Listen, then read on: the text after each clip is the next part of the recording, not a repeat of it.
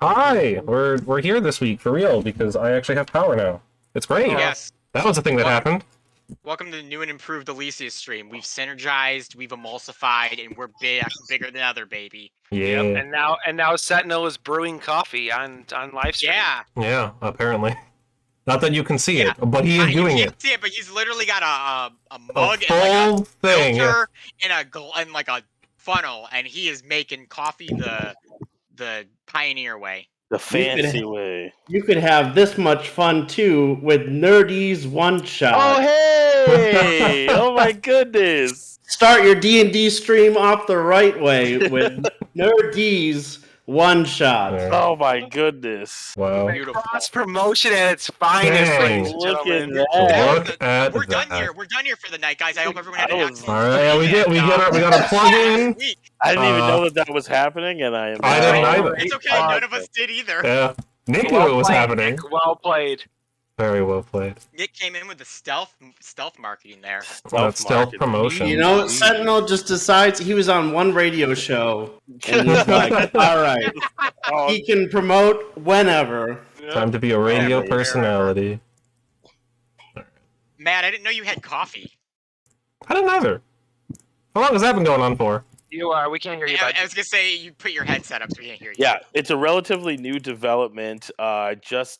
Just worked with Wesley Andrews, the coffee maker, and we worked together to create a brand new blend of Ethiopian and Colombian coffee, and Nice. with I forgot all the flavor notes are: caramel, grape. I'll read them for Yeah, you. read it, Oh, please. he literally has it, so.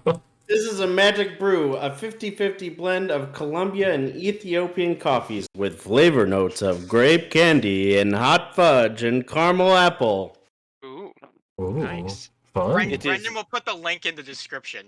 It is quite. I would need fancy, the and link. You can do that. Yeah, someone give Brendan the link so he can put it in the You description. just posted it in the buy Matt's Discord. coffee. I'll actually do that. Yes, buy my coffee. Everyone who buys my coffee Man. is better at making love to their partner than if they didn't. Well, You heard it from the you heard it creator here first. first. You heard it. You heard it here first. Speaking of You know- making love, And that is there a translates- promo code. Again, we're back. Special day. We're To back. get yourself nothing off a bag of nerdy coffee. But $0 off. You can But at least enter it in, and you did it. Congratulations. Maybe even enough people Hooray. enter it into their website that somebody on the back end will go, hey, like this should be a Yeah, code. this is Like, being there's edited enough now. people putting this in here. Maybe we should make something into this. Some Hyatt level Adam and Eve exec's gonna wander onto our stream and be like, do it. There's probably 1 million Do it. people watching this thing. And I it's like like, to think so. Invest. it's like the 4.5 people that watch the stream at any given time. All right, why don't we go ahead and get started, because we are in Yeah. a new and improved stream with lights and flashers and all that other cool stuff. What? Really? No, No. I mean, I have updated the graphic to show that we're level 4 now, but that's the Yeah. only change it's made. I was gonna say there is a No. new change. No one can see it right now, but No, you can see it. oh, Maybe. can we now? Well, since I was doing the coffee thing, I transitioned it over so we could see the coffee. Okay. I never have the stream up because then I can hear myself talk like 5 seconds after I talk, and it fucks Yeah. me out. That's So why you mute it. it's weird. It just Nope. It's too Nope. weird. No It's like- artificial numbers on your streaming, Brendan. Oh, okay. Yup. I definitely don't add one myself. That'd be weird. We want Yep. Twitch to make you suffer. suffer. That's why I'm the DM. All right, so let's go ahead and jump into our recap from last week, or 2 weeks ago, I should say, since we took a little unexpected vacation. Yeah. I know we said it earlier, but if you joined late, because it was right at the start, our streamer. Building had pink lights, and now the Rensen's back to blue. Blue Cross Blue Shield is back to blue. Might just restart the stream. And Greek Well, Town that's, is that's how red. you take. That's how you beat breast cancer. You just turn your lights to pink, and Yeah. it all solves itself. True. That's how I do. Oh. Yeah, The- breast The cancer. pink light waves counteract the cancer. Okay. tumors. 5Gs, the 5Gs. There we go. Oh my 5Gs. The wind farm cancer. Okay, we're good. Exactly. We're Okay, back. we're Oh, back hello. now. We're back. Yes. It's back Okay, up. our I don't know if stream that cut in somewhere randomly, or if it's just gonna be super delayed. But however it is, that's how it is now. Cool. Apologies. Yep. Weird internet what things I'm happen saying sometimes. more is our streamer lost power, so we're back better than ever. Yeah. And we'll be regular schedule with maybe the exception of next week, which will determine at the end of the stream. So We'll figure that out later. break. We'll find that out at the end of the stream. Anyway, so let's do a quick recap from 2 weeks ago.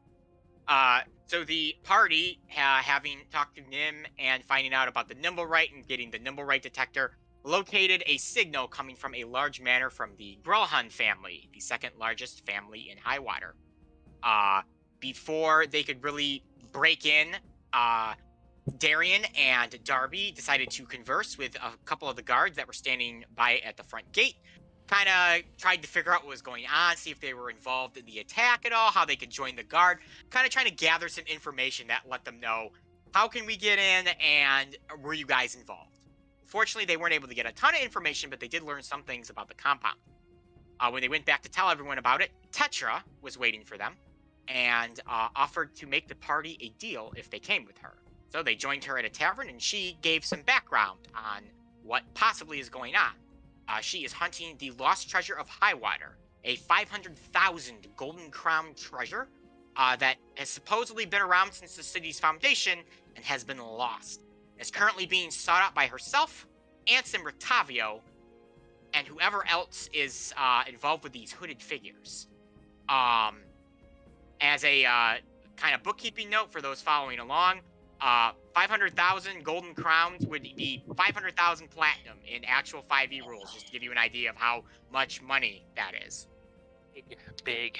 A lot of money. 2 or 3. Tetra offers the party That's a couple. 50,000 of those golden crowns to assist her in locating the treasure, where she plans to use the other 450,000 golden crowns, to assist the Dusk Elves on the Vanetirian Peninsula and allow them to reclaim their place in Elyssia as a less downtrodden race. With the idea that they might be able to learn more about who attacked therein, and the prospect of 50,000 golden crowns, which would be more than enough money for you all to live comfortably for the rest of your life without having to lift a finger. You guys head back to the Grelhun Manor and devise a plan that you're going to fake an illness to get in and blow up a wine barrel or an ale barrel if you need to cause a distraction. You go and you fetch an ale barrel from the Zafar Inn, you bring it with you, and it turns out it doesn't matter that much, because as you arrive, someone has cast a silencing spell over the entire compound, and it is under attack by a bunch of undead and hooded figures. You guys rush in and fight a bunch of different creatures, undead, a bunch of hooded figures. Jamie kind of goes off and begins hunting for the stone of Amazia that Tetra wants you guys to locate. And lots of fighting, lots of crazy stuff happened. You ended up coming upon a assassin who had killed a Gorg bodyguard and a male noble and was about to kill a woman. Jamie came upon her, and upon entering the room, he attacked Jamie and almost sent him down. But through some swift thinking and some fast movements, Jamie was able to escape, while the rest of the party was able to beat down the remaining hooded figures. The assassin catches eye of a Nimblewright, a small Nimblewright, flying away off in the distance, and he flees the scene. Before you guys have a chance to regroup, the guard storm the compound, begin to take survey of what's going on, with Captain Cromley seeing that somehow the lot of you are involved and orders your immediate imprisonment. However, before you can be locked in irons, you get help from a very familiar face, as Jayla Pentagast makes herself known to be with the guard and demands that they release you all immediately. And that is sort of where we're going to begin today's session. Except we're not going to begin our session there, because we're going to begin our session with Sentinel, who was whisked away or left to go and assist the Pazos family with helping out or kind of moving the sick and injured from the explosion earlier that day. So Sentinel, you headed off here in the evening after arriving with the group at the Grelhun Manor. You were given word from Tetra that this is what the Pazos were doing, and Joel and them all were trying to like move these people out. And you're like, I will go help them, and you departed for the pizzeria. For the last few hours, you have spent time with Nugs and Marilli, assisting getting some of the sick and injured out of there, using Nugs as a glorified bird stretcher. And the clerics that were sent there are kind of whisking the people away to the actual like medical areas that are not, a pizza restaurant. When all is said and done, tables and chairs are scattered all around.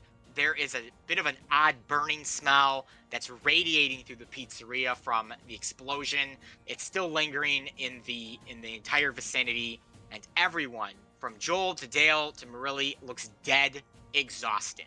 And Elise now has a fun little like splint over her leg where the wood shrapnel entered it, and is now using a wooden like walking stick sort of thing to kind of keep herself afoot. Though right now she is sitting in a chair with her leg propped up.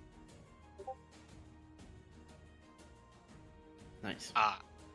So yeah, kind of with everything done and the last soul out of the building, Joel wipes his brow and just says, I never, ever, ever want to work as a nurse ever again. I mean, I hope we don't just experience, taverns blowing up every other day. And so hopefully we don't have to see you in another nurse's uniform again, Joel. Yeah, who blows up a tavern? Like, who gains out of blowing up a tavern? But yeah, I mean, the rest of the group, they're trying to figure that out. But I don't, that question beats me. Yeah, I mean, if someone blew up Pazos, I'd probably just kill myself. I mean, I don't even know what I'd do at that point. Marilli just Wow. kind of hits Joel, and she's like, don't say that. Yeah, Marilli, I think she wouldn't, she'd keep you around. Figure out something for you to do. Well, I kind of kept him around once before, so if I could muster it up again, I'd try. Yep. See, look at that, Joel. You got someone looking out for you. It is really crazy to think of who might try to attack an inn like that. And with all this crazy stuff going on between Tetris showing back up, that Ansem guy popping in, and now a weird explosion, you wonder what's going on in this city recently. Yeah, I mean, would you guys have any clue as to why anything like that would happen? I mean, you guys have been around this city longer than we have, so, anything like this happened before? Dale has an ale in his hand that he poured from their own back stores, his own private stores, I should say. And he's kind of leaned up against the wall. He takes a swig and he goes, if you ask me, it sounds like something that Sliver might do if he was actually exceptionally pissed off. Didn't seem like any cannon fire from Ansem. I have a weird feeling about things right now in the city. Yeah, it seems like lots has been happening lately that isn't around the norm. You wouldn't happen to have made any enemies for yourselves, would you? I mean, I offered Ansem to come hang out at our inn. I don't think that would be enough of an insult to him that he would blow it up. I thought it was just a friendly invite. I can guarantee Ansem doesn't even remember who you are. You're probably right. Though, ironically here, as you are having this conversation, the door is thrown open, and standing in the doorway is Ansem Rictavio himself. Oh, adorned in the finest vestments. He's got like one of those little like half capes that like descends down to his stomach and like opens here. He kind of steps in and he looks around and goes, well now, it has been some time since I have been here. You've been here before? Why, yes I have. About a year and a half ago, I swung by and had myself a pizza. I wanted to check in on the place after my bit of running in with this, lot here. I don't know. This team has gone through a lot in the last bit. I'm sure you walked by the rubble, just next door. I did. I've heard of renovations before, but it seems a little bit excessive. Would you happen to know anything about why that happened? I mean, you just showed up, not too long ago, and next thing we know, our tavern has got a hole in the side of it. You would be blaming moi, would you now? I mean, not exactly blaming you, but maybe you came into town and maybe some riffraff came in with you. Oh, the only riffraff that I know of is the riffraff that's on my ship under my control and command. Mind you, they are most excellent of all riffraff. They do everything I say. They do. Well, I mean, maybe you don't have as big of a hold as you think you do. Oh, maybe not, but I am Ansem Rictavio, the most beautiful of all treasure hunters in the world. Finder of rare items, lover of fair maidens. Here's my business card.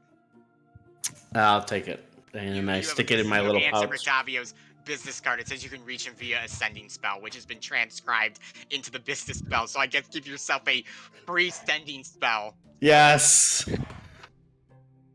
What a It's great just magic a chance item. to acquire 100 different sending spells from Handsome Rictavio just to bother him. I keep getting sending spells. Yes, the sending spell only works to contact him. You can't use it to contact anyone else.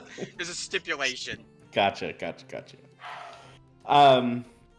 So you're in town for the treasure. I mean, this treasure seems pretty popular these days. Assuming you talk to Tetra. Yeah. I mean, we've seen her around. Oh, I'm sure you've seen her more than around. She probably has her sticky fingers and everything. I would know she was my partner at one time. Oh, Yeah. you guys We were totally friends? smashed. Of course you did. I doubt that. So, Wow. do you happen to know where this treasure is? Do you got any leads, or you just kind of hanging around here? Now, aren't you just a little chicky tendy right there wanting to know what I know about the treasure? And I'm just happy to let you know that I'm not going to tell you. Because Of why course. would I do that? Right, you're Rictavio, and you wouldn't say anything. Of You're course not. just the most modest person ever. I am. Tattooed on my forearm. The modestest. I'm sure it's spelled all correctly. I had my finest scholar assure that it was. So, what do you want with Passos? Well, I wanted to pop in here and see if anyone had seen Tetra or know where she went. He popped into my ship for a second and, uninvited, mind you, and started babbling on about the weather and old times and whatnot. And then all of a sudden she was just like, gotta dash. So I figured she might have popped in around here since she seems to be unable to separate herself from this little, establishment. Yeah, I mean, we haven't seen her since the hole in the side of our tavern, like I mentioned before. So, that's about the last time, really, any of us have thought about Tetra. Well, if any of you see Tetra, or anyone else talking about a treasure of high water, you let them know that Ansem Rictavio is on the case, and he will figure out where the treasure is. And if they decide to get in his way, well, and he kind of opens his cloak, and you just see all of these weapons just on his person. They're gonna have to talk to the meat. I'll make sure to let them know. Yeah, I'll spread the word just for you. Especially if you have another one of those business cards. I'll make sure to let them know. Ask about the business cards? I'll have another one so I can pass it around for He you. hands you another business card. He's got a ton of them. There you go. Thanks. Now you have 2 sending spells that you could use to Ansem by him, only to Ansem. Perfect. Well then, I don't want to take up any more of whatever you guys are doing in here. You might want to clean the place up a little bit. It looks like shit in here. Toodles! He immediately turns around and begins to saunter his way out the front door. And Dale just watches him leave, and when the front door shuts, he just goes, asshole. Indeed, that is an apropos name for that man. I don't, I like most people. He's the one person that I've met on this journey since leaving Dorder that he, ever since he said he just turned away our nice invitation. I mean, no one ever, no good person does that. And, he rubs me the wrong way. Lise just nods and she's like, yeah, I used to really like him too. I even had an Ansem action figure, but he's a dick, so I got rid of it. That's smart. As you guys are talking about your encounter with Ansem, Jamie, you are making your way to Pazos Beach to go and fetch Sentinel because Arthur Darian and Darby have been, despite not being clasped in irons, been taken to the guard barracks to be questioned about what happened. So you actually pass Ansem on the way, and you just see him with his big chest buffed out, just walking like this as you kind of just pass him by. This air of just like, my own head is so far up my asshole that like I can come out my own mouth again. Like that's how far he is. Got a As real- you head past. A real Gaston, huh? Yes. And you've arrived at Pazos. All right, yeah, I'm gonna run in and I'm gonna be like, Sentinel. First of all, how's everyone? Tired. It's been a long day. I was talking about the patients. They're all taken care of. We made sure that they were they're all now in good care. All No right. longer just an emergency tent here at some good care. Got it. Good. We gotta go. Let's mosey. All of us, or I feel like the pizza team should probably stay at the pizza area for this particular activity. okay. Whoa. Don't discount like myself or like any of us here. What the heck's going on? Let's see. We have a situation in which some people might need help, and thus, I think would be best if you guys chill out here for now. Sentinel's gonna come with me, and we're gonna head to the next destination. If anything blows up over here, we'll be back to help, I'm sure. All right. Nugs immediately pops her head up and goes, "Well, if somebody needs help, we must help them." Yes, and the best way you can help is by staying here and enjoying the rest of your day, giant chicken lady. Sentinel. All right, come on, vamonos. I don't know. Yeah. I don't know what you're thinking. Yep. I mean, you said people need help, and if people need help, Sentinel's there. All right, well, that's super great, wonderful. Let's go. Come on. As you guys leave, Marilli calls out and says, "If you guys do need anything, let us know." Sure can. Thanks, Marilli. Appreciate it. Make sure you look after the leg of Elise there. She's yeah. That's gonna need just a little bit of constant maintenance. She shouldn't be delivering pizzas for the foreseeable future. Find something else for her to do. Okay, bye. Bye, everybody. You just hear Joel in the background go, "Who's gonna deliver the pizzas then?" And then on the way, once we get out of the earshot of the other people, I would tell Sentinel, "Hey, so the guys got pinched. Like they did it, someone Ar- like an arm. arrested them. Gotcha. Like, Arrested. yeah, yes, they got arrested. They got caught. We were rushing into this fancy planty place. We were looking after the thing that stole the thing, the Nimble, right? Yeah. We're trying to track it down. When we got there, all hell was breaking loose. I want to say there were shadow things running around. I think there was some zombie things being used. Definitely some necromancy going on. And a lot of dead bodies. We managed to get. Everybody's all right. I mean, all right, as opposed to not dead. Yes, Yeah. they're not dead. Okay, that's good. I mean, they weren't dead when I left. Yeah, them. do you know that? Yeah, they weren't dead when I left them, but they were Yeah. getting arrested, which could very easily lead to a gallows, and we're gonna have to bust them out of jail. Oh. Like And you and me? No, Sentinel, mostly you. I will be here for moral support.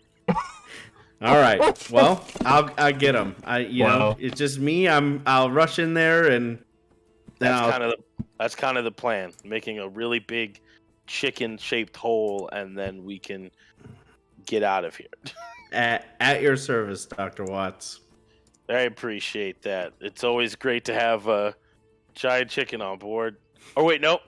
I should say a fowl, Thank because you. it changes quite randomly and arbitrarily. Yes. Let's go. So you guys run off to the barracks where your friends are waiting, and we'll actually cut over to your friends, who for the last hour or so have been sitting in an interrogation room with Captain Cromley, as he attempts to get the whole story of what is going on right now.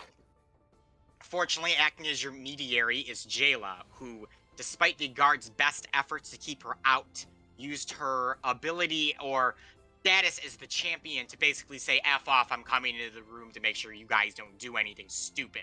So she's kind of sitting over in the corner listening in. How truthful are you guys as Captain Cromley grills you on the situation? Well, in honesty, I think all of us were down to 1 HP at the end of that battle, or close to it. You guys are in Um, rough shape. Yeah, I that was would really I good. would probably be like coming in and out of consciousness. I would be as truthful as if they were interrogating us the whole time. The story would be we were walking down the street looking to figure out what we were going to do with our last barrel of ale. And we came across a situation, attempted to help, and it was a slaughter. We're lucky to be alive. That is the extent I will be telling. Darian and Darby, do you corroborate that, or do you change your own narratives?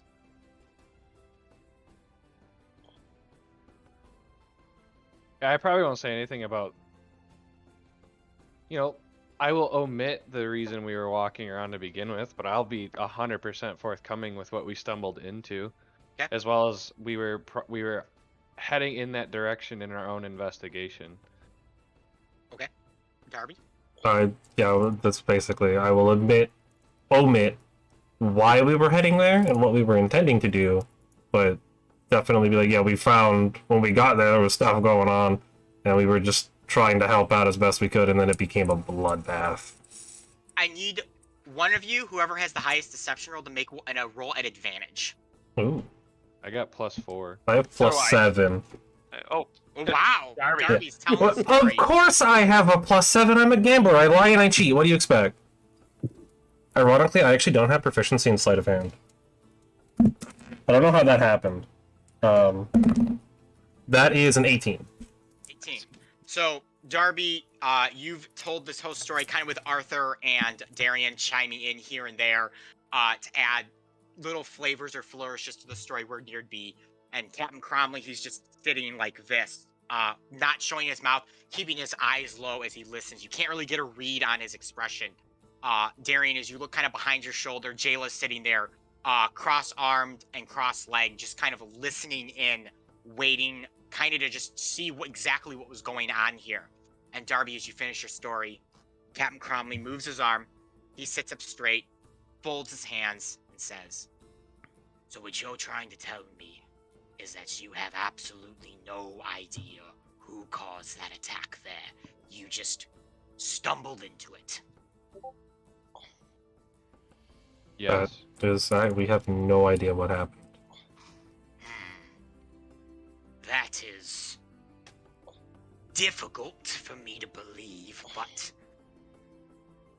considering the state of what we found things in, I can't necessarily imagine that you were fighting a one-person army. We've also received a statement from Lady Grelhund herself, stating that there was one more of you that helped her. you're talking about Jamie? He's alive? I have no idea. There was no other body besides some hooded figures and some We didn't ruffians. see him. They're scouring the city for this supposed other person. Fortunately, since I met him, I have an idea of what he looks like, but Well, I'll do you a favor. You won't find him. I No, have you a feeling probably that won't. that might be the case.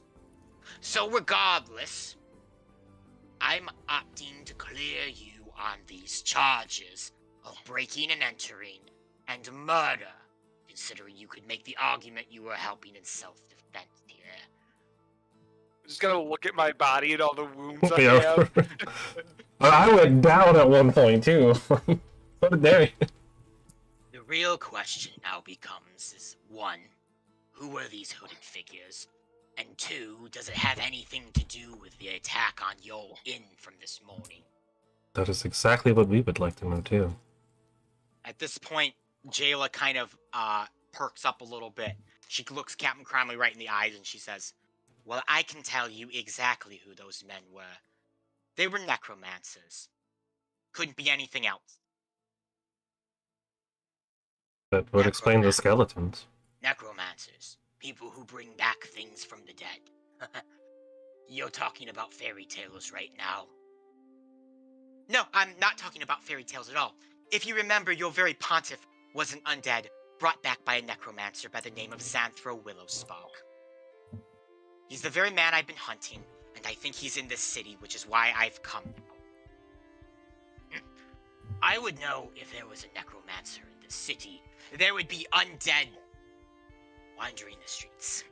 In Perhaps. fairness, we were attacked by skeletons Yes, we and were. shadow people, but I will again reiterate that the shadow people were working in tandem with the groundskeepers of that estate, and then once the skeletons were made rid of, the shadow people then attacked us as well. So even though we were helping the shadows, I guess in a way, they were also instructed to attack us.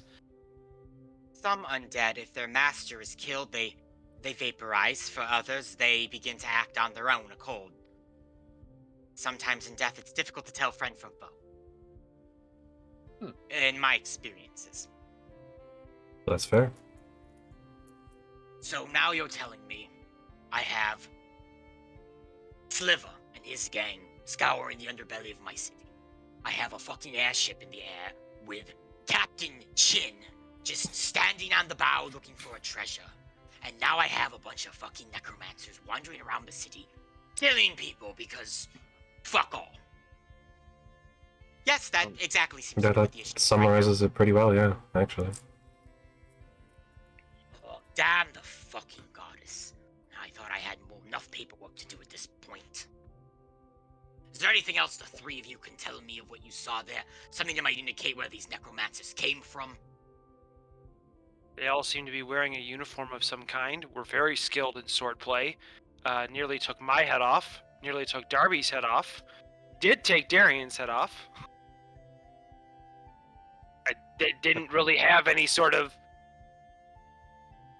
They didn't, like, say, hi, nice to meet you, my name was Fred. I'm part of Necromancer Group C. I'm here to kill you. They were more like, let me stab this guy, repeatedly. Yeah. Give a name of perhaps a master, something like that. Honestly, we got caught up in a whole bunch of what appeared to be grunts or soldiers blocking that lady's room. The lady you said who had given you had gotten out somehow and given you, probably thanks to Jamie, had given you some sort of deposition. I'm sure she'd have way more information. She was in that room with them. We're interrogating her as we speak. Which, if you do not mind, I believe our conversation here is done, and I have more pressing matters with her. I will leave you to your champion, as you seem to be quite friendly with each other. And may the goddess and all of her fuck all be with you. And he... To you as well. Heads on out. The moment he opens the door, a very familiar face comes flying on into the room. Immediately flies over to you, Darian, throws her arms around your shoulder, and she goes, my Pookie Bear's okay! Man, Darian, it's been a long time, huh? Darian ain't feeling good, so he's just gonna give her the one finger pat on that. Did they hurt you? What did they do? Did they say nasty things to you? Did they put things in your butt? Oh, it's so good to see you, Master. I'm sure you can get a decent idea of what they've done, and I'm just gonna be all bloodied. Just sitting there. Did this to you? Yeah. I need to speak to their manager. Jayla, who is the manager here that I can speak to? Aster, none of them hurt them. That they came with those injuries. Well, Oh! Are you hurt? Do you need medical attention? I have bandages. I can be a nurse. We need to find Jamie is what we need Yes. to We do do. need to Did find you see Jamie, Jayla? No, I I didn't, unfortunately. There was so much going on when we entered the compound between the bodies and the bones and whatnot. We were a little preoccupied. Fair enough. Do you know where Sentinel is? No, I just got to the city maybe a few hours ago. I was whisked up by the guards pretty quickly, and I wanted to check on the chapel to check those artifacts to see if they were in fact tainted or gone like that Lord of Call had said back at the Holy City. I don't mean to cause any additional problems for you guys, but as far as I can tell, I don't sense any holy radiant energy coming from the artifacts. They've either been drained of them or they're fake. That's fun. Add that to the list of things going on. And thank you for showing up when you did, though. I got out on my list when I work at Bridgetown to handle these matters. It's still a disaster over there, but I can't be caught up for months like I have been in this type of work. It just doesn't. It's not as important. As horrible as that is to say. Sounds like everywhere we go, there's a disaster. I don't know if we're leaving them behind us or adding to them, but You do seem to have a very excellent way of stumbling into such things. well, at least this time we didn't stumble into the clink. So thank you for keeping us out of chains.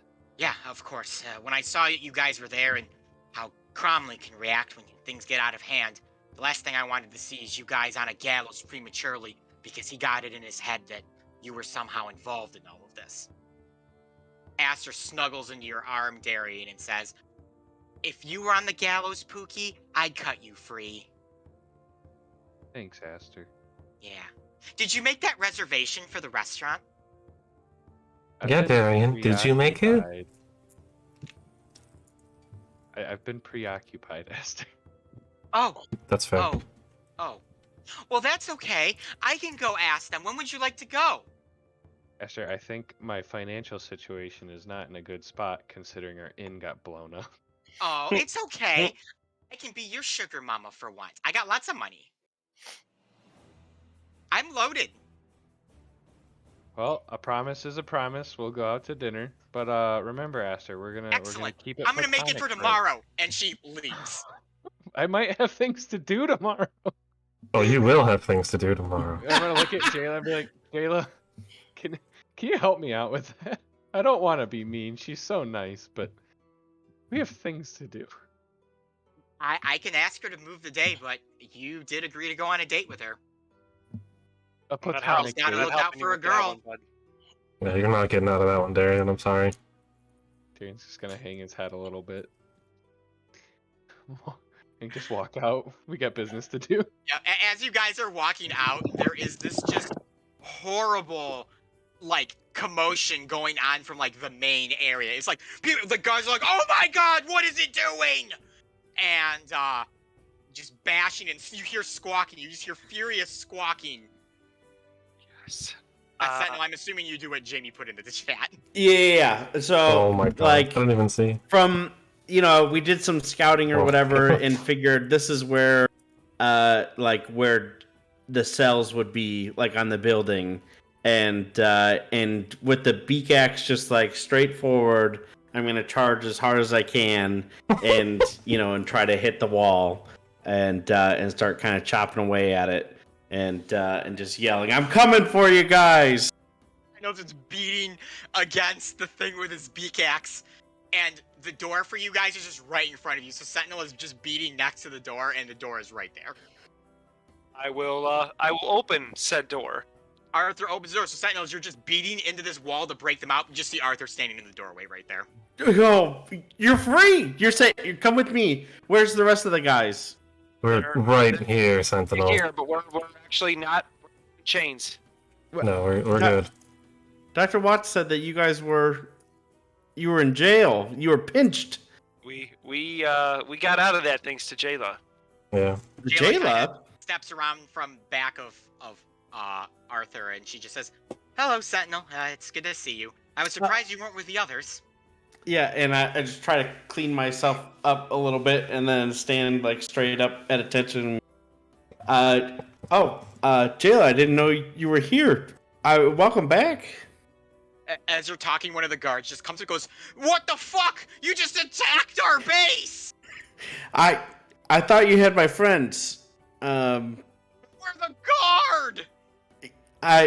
But they're my friends. I'm sorry. You can't just take my friends and lock them up. We're the guard! We can lock anyone up! But Well- he does have a point sentinel. Somebody arrest this giant chicken! Is it anybody trying to arrest me? Everyone's kind of looking at themselves. They're like, do we come after the giant bird? And Jayla just, like, raises her hand and is just like, I know him too. Don't worry about it. I will figure out how to fix the barracks. Okay. And she just kind of turns to you guys and just very quietly says, I can only do this so many times before they stop listening to me, so let's try not to do things that lead them to arresting you guys, because I might have one more of these before they tell me to go pound sand. I love that we're like distant friends with the DA. It's just like the greatest Yeah. thing. I'll try not to steal too much from people's wallets while we're, That's having just a having some fun. misunderstanding, everyone. Just Yeah. thank you for the help, I guess. Me and Nugs will be here to sweep the streets tomorrow morning, and we'll clean up a little bit. See, there you go. That's You will! Look Okay. at this mess! Oh, Mom's apple pie's on the floor! Damn it! Well, no problem. I heard Nugs knows how to make a mean apple pie. I don't want a pie from a giant chicken! I mean, they're the That's- greatest. That's kind of racist, man. You're missing out, man. Yeah. Next makes great pies. No, you mentioned Jamie. You've seen Jamie? Yeah, he was just. I mean, he was just here not too long ago, and he told me he'll be here for moral support. But I don't. He told me, I could do it and go save you guys, but I don't know where No he's one's at in now. trouble. No Yeah, he's Oh. all right. He looked all right. So Oh, that's good. where's everybody, real quick? Like Where Oh, are you we're barracks? right outside. I was gonna say we're right Yeah, outside right the outside. barracks. Sentinel was trying to bash down the wall where he thought the cells were, and we just Mhm. stepped outside the door. I'm gonna come from like around the corner, dressed as like a cobbled together guard outfit. Just gonna be like, oh, okay. Oh well, then never mind. I'm just gonna take it off. I'm gonna be like, Jamie, you also see that Jayla is with them. oh, hey, it's the champion of Highwater, and also I thought you guys got arrested. Oh, they would have Nope. been arrested if it wasn't for Yeah. me. Ah, well, that's why you don't get caught. That's rule number 1. Well, we kind of would have had help with that had our residential healer and doctor didn't abandon us mid-fight. Abandoned you? I was saving lives. We had Oh, no clue. I yeah. thought you were dead. I saw the cops coming and I booked it. I had no clue what happened Well. to you in that room. We got trapped in the room now that we were next to you in with those 4 guys and barely made it out. Yeah, I remember because I picked you up and I figured that you guys had that under control. Well, I'm glad that you're not arrested, but you guys look like shit. I wonder why that happened. I think everyone Yeah. looks like shit except for Sentinel. Yeah, let Well. me help you out there, I guess. Yeah, let's hit a tavern or something and discuss what you found, because I know what these 2 guys saw, but I'm not sure what you saw. Yeah, we gotta figure this out. If you don't mind, I'd like to join you guys as well. No, If Jayla, not- that's the No, least that's we can totally do. fine. I'll cover Yeah. your meal, because If necromancers are involved, that means Xanthro is involved. That means I'm involved. I'll send word out to Aster for you, Darian. Maybe she can join us. I mean, you don't have to do that. No, but wouldn't it be nice to invite your lady friend out for a nice chat, Darian? Darby, are you fond of Aster?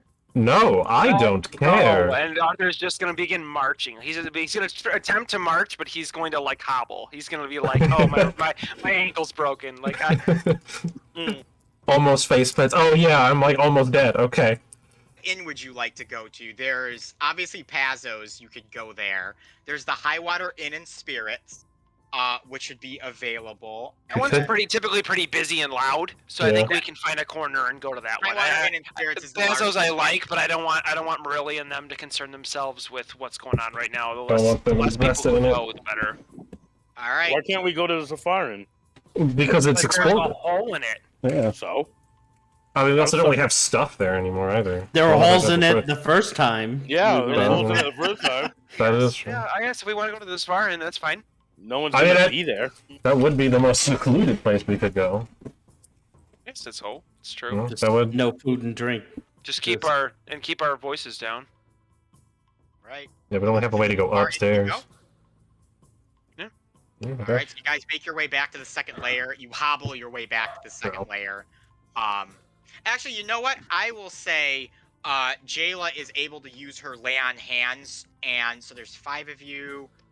You all get 10 points of healing. I'll say she does a bunch of healing on you guys. That is huge. Thank you. She doesn't use any of her spells or anything, and she's got lay on hands and stuff being a paladin. So Yeah. she's got laid by Jayla. Awesome. Hey. So you guys make your way back to the Zafar Inn with Jayla.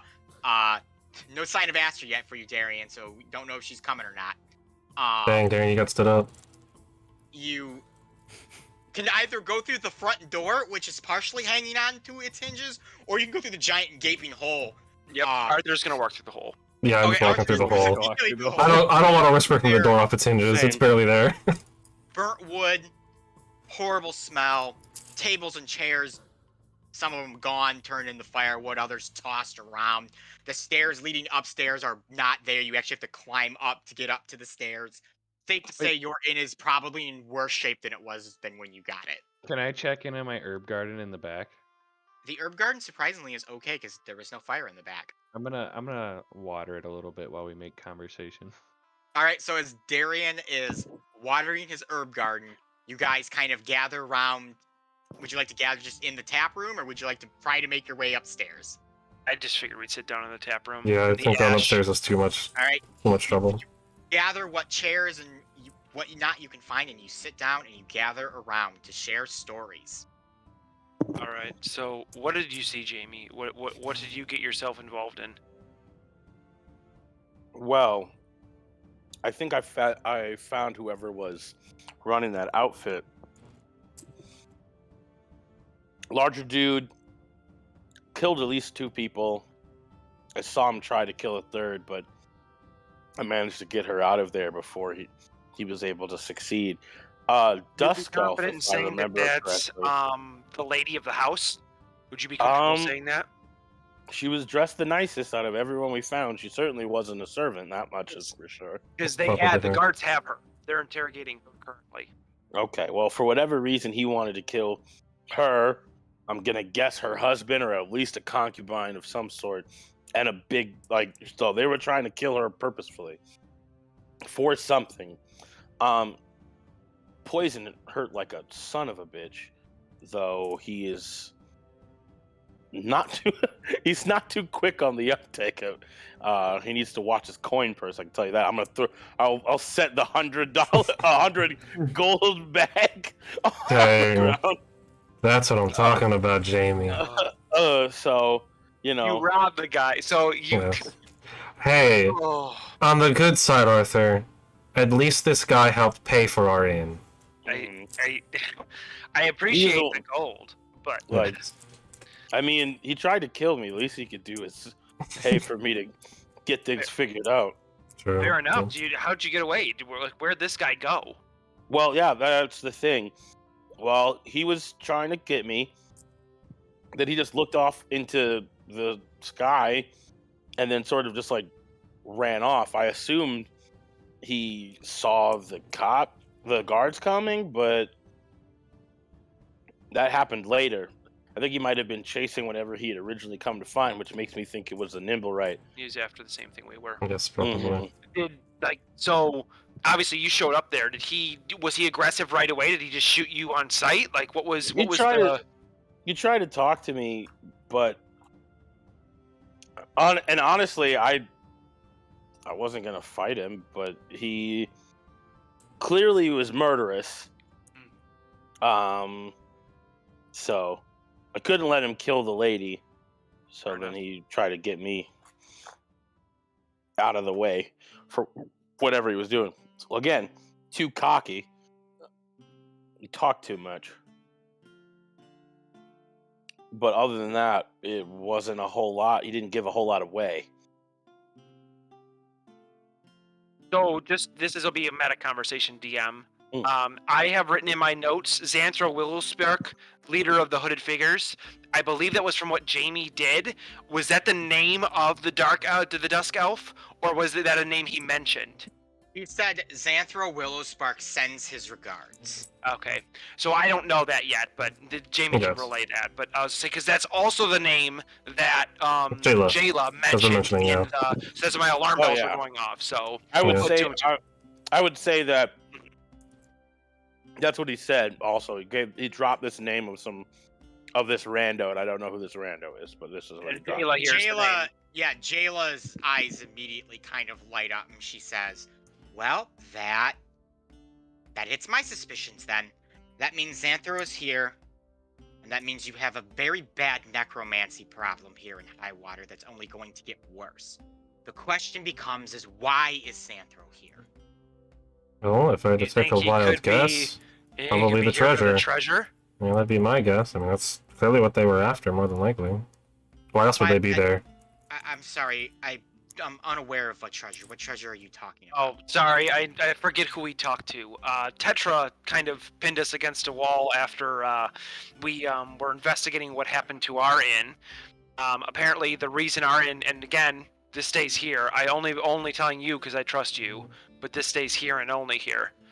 Our inn was collateral damage in a hit to kill a gnome who worked for Sliva. It was hit with something. To kill Very a much gnome so. who worked for Sliva. This gnome apparently had a device, a stone, the Stone of Amasia, that can unlock the destination or the ability to get to a interplanar dimension where a 500,000 golden crown treasure is hidden. It's supposed to be known as the Treasure of Highwater. Tetra spilled all of this on us because I'm assuming she wants us to do her work for her and get this Stone of Amasia. She promised 50,000 of those golden crowns to do this for her, and then she'd take the rest to help out the Dusk Elves, la-di-la-di-da. But we kind of almost felt it was hoopla, but if it's even half true, that's a lot of money to turn down. Well, the very fact you've mentioned Tetra and Blowhard Ansem ship is in the air, I guess all this makes a bit of sense. So, we assume Xanthro's here for this treasure of Highwater. 500,000 crowns is a lot of money. He could do a lot with it, but I don't really know a lot about him to say what he would do with that money. Hire more people, raise more undead. As far as I'm aware, he's already got quite a bit. Being a necromancer, not that I'm familiar at all with the magic, is there a spell component that becomes exceedingly costful for someone of that To power? do a large number of undead resurrections like that, it will cost a fair amount. I don't know the exact cost or the items needed to do it. I've seen some of their ritualistic texts and whatnot, but none of it's been enough to really piece a lot of things together. All I know is that where he is, zombies and skeletons end up. I'm beginning to think that the value of saving Lady, I forget her name. Grahand? Sorry, Grohund, was probably worth more than this. I'm going to grab the kind of pouch of money you placed in the middle of us, Jamie, that you stole from that guy, because she obviously knows more than we do about why they were attacked.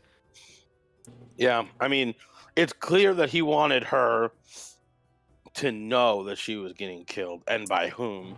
So it's personal. Otherwise, he Oh, it would have seems just that way. shot her. He would have just shot her.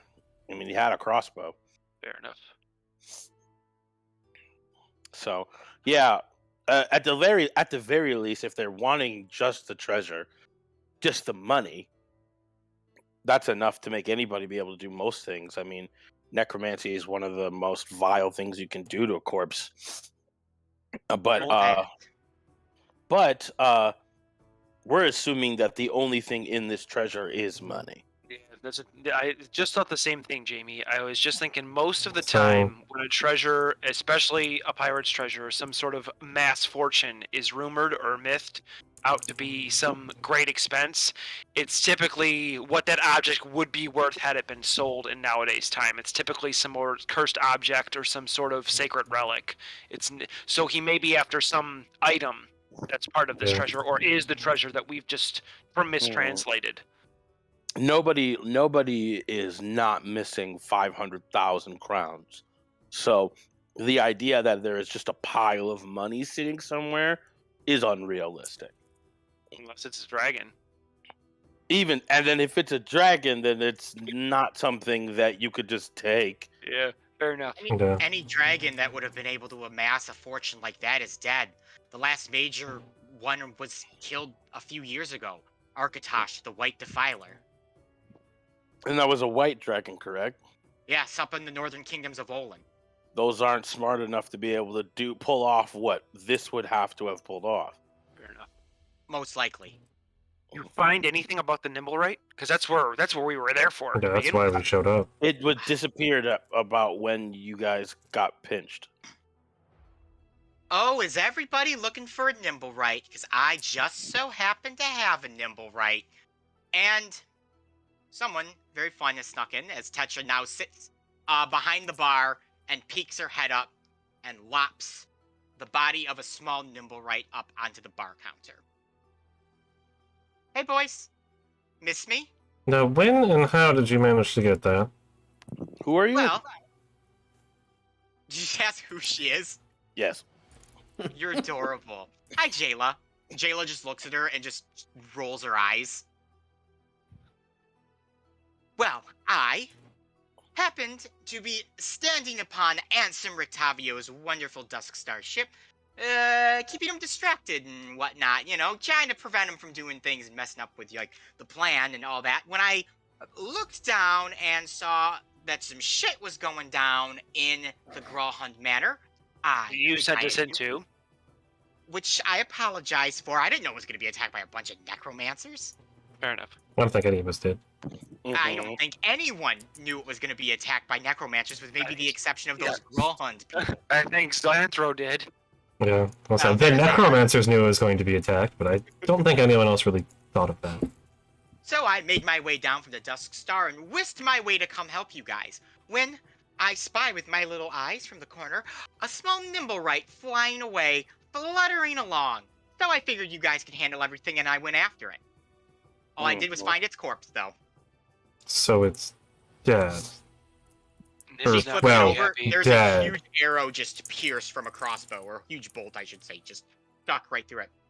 Oh, that's a It is shame. indeed. Yeah. I think our friend is going to be a little upset about that one. Yeah. Killed him. Hopefully. Well, he might be able to fix it, actually. No, I will grab it. Did it have anything on it, aside from the giant bolt in its chest? Just the giant bolt, no Stone of Amazia. So, if Got it. Our Lady Grelhund or whoever decided to give this little Nimblewright the stone and have it escape, it was taken by whoever shot it, I'm assuming. Is this the same bolt that shot me from earlier? Jamie, give me... no, I'll be able to say you can tell. No, it's not, because those were poison-leaded bolts, and this just looks to be a standard bolt from a crossbow. Okay, so I was like, this isn't the type of bolt that the guy was using. So it wasn't the person who shot me that shot this. Interesting. What was where was it brought down? Somewhere around Old Town. Why Old Town? Why would it go there? So it was brought down but not grabbed? It was shot down. I mean, I don't know why someone wouldn't take its body, but they didn't. So they must have taken whatever it had with it. Unless Which it is didn't have probably- anything with it at the time if it dropped it.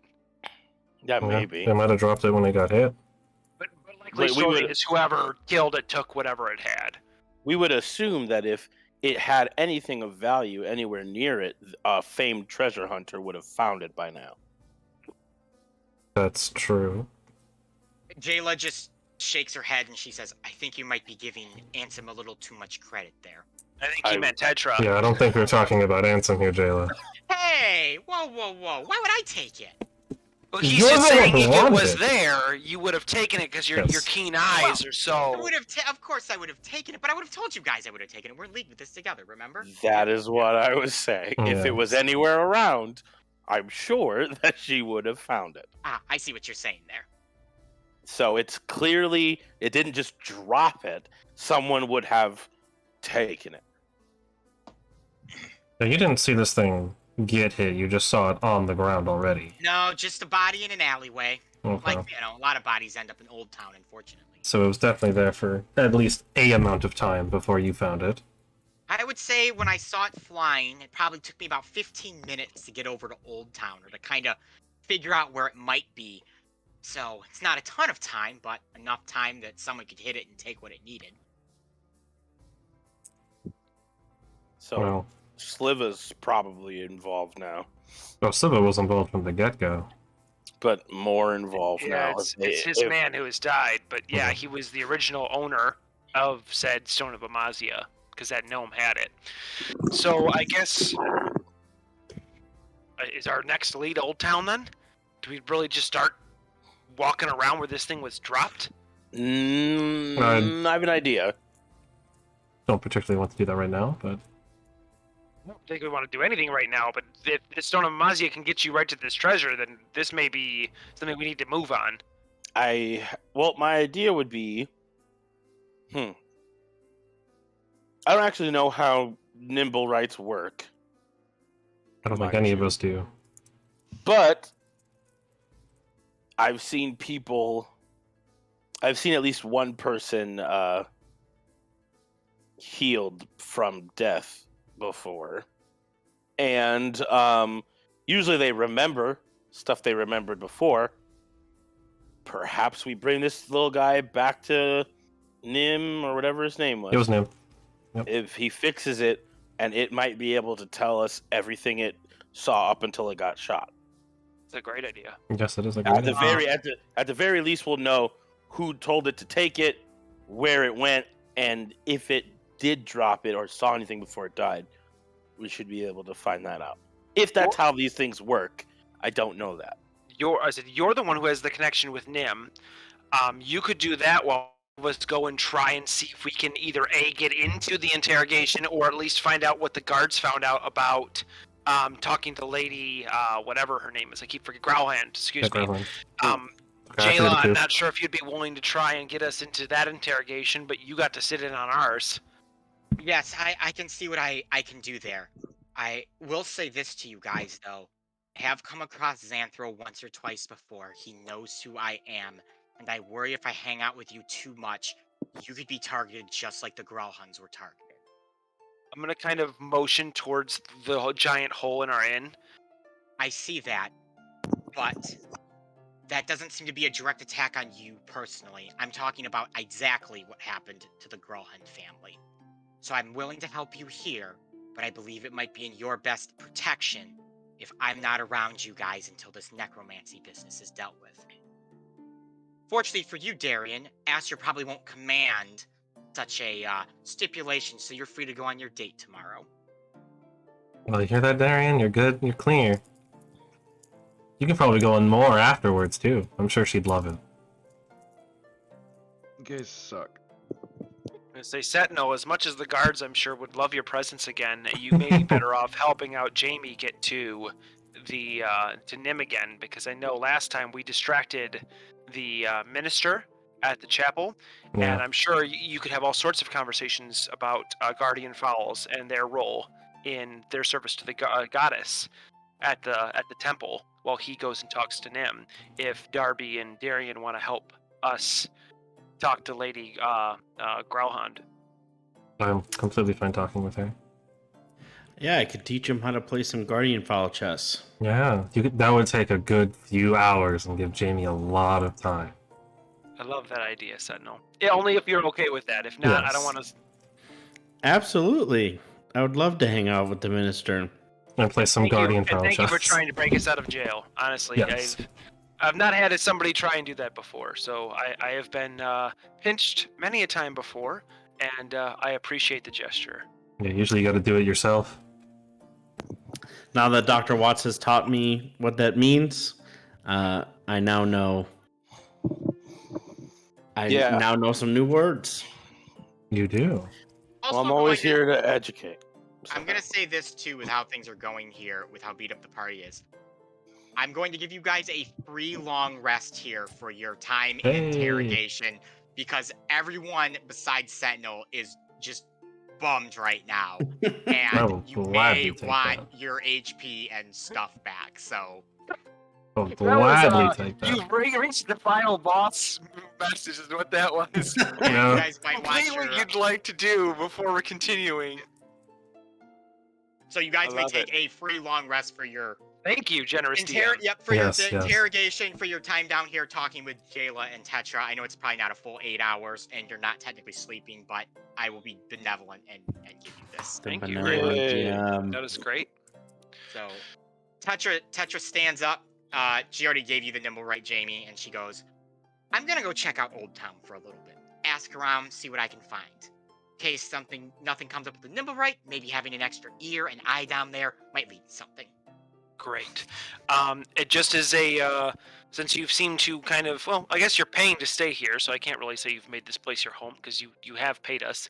This will probably be our base of operations because no one's gonna want to come here or be around this place. Yeah, not we for can a meet up while. here as need be. Not until we fix it, You at least. guys, see you guys later. And Tetra takes her head off, bows, and whisks her way out the back. This is gonna be real interesting. Yes, it Mhm. is.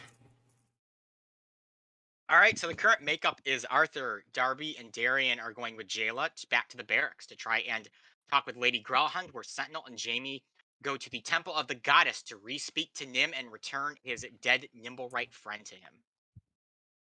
In hopes of repairing it. In hopes of repairing it and learning something. Yes.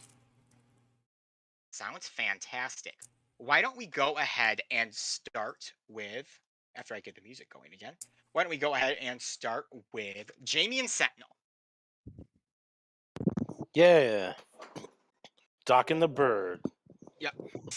So as you, Your so you guys Liberty are kind of, Mutual. Yeah. you guys kind of all head out as a group together through the giant gaping new front door of your inn, and Mhm.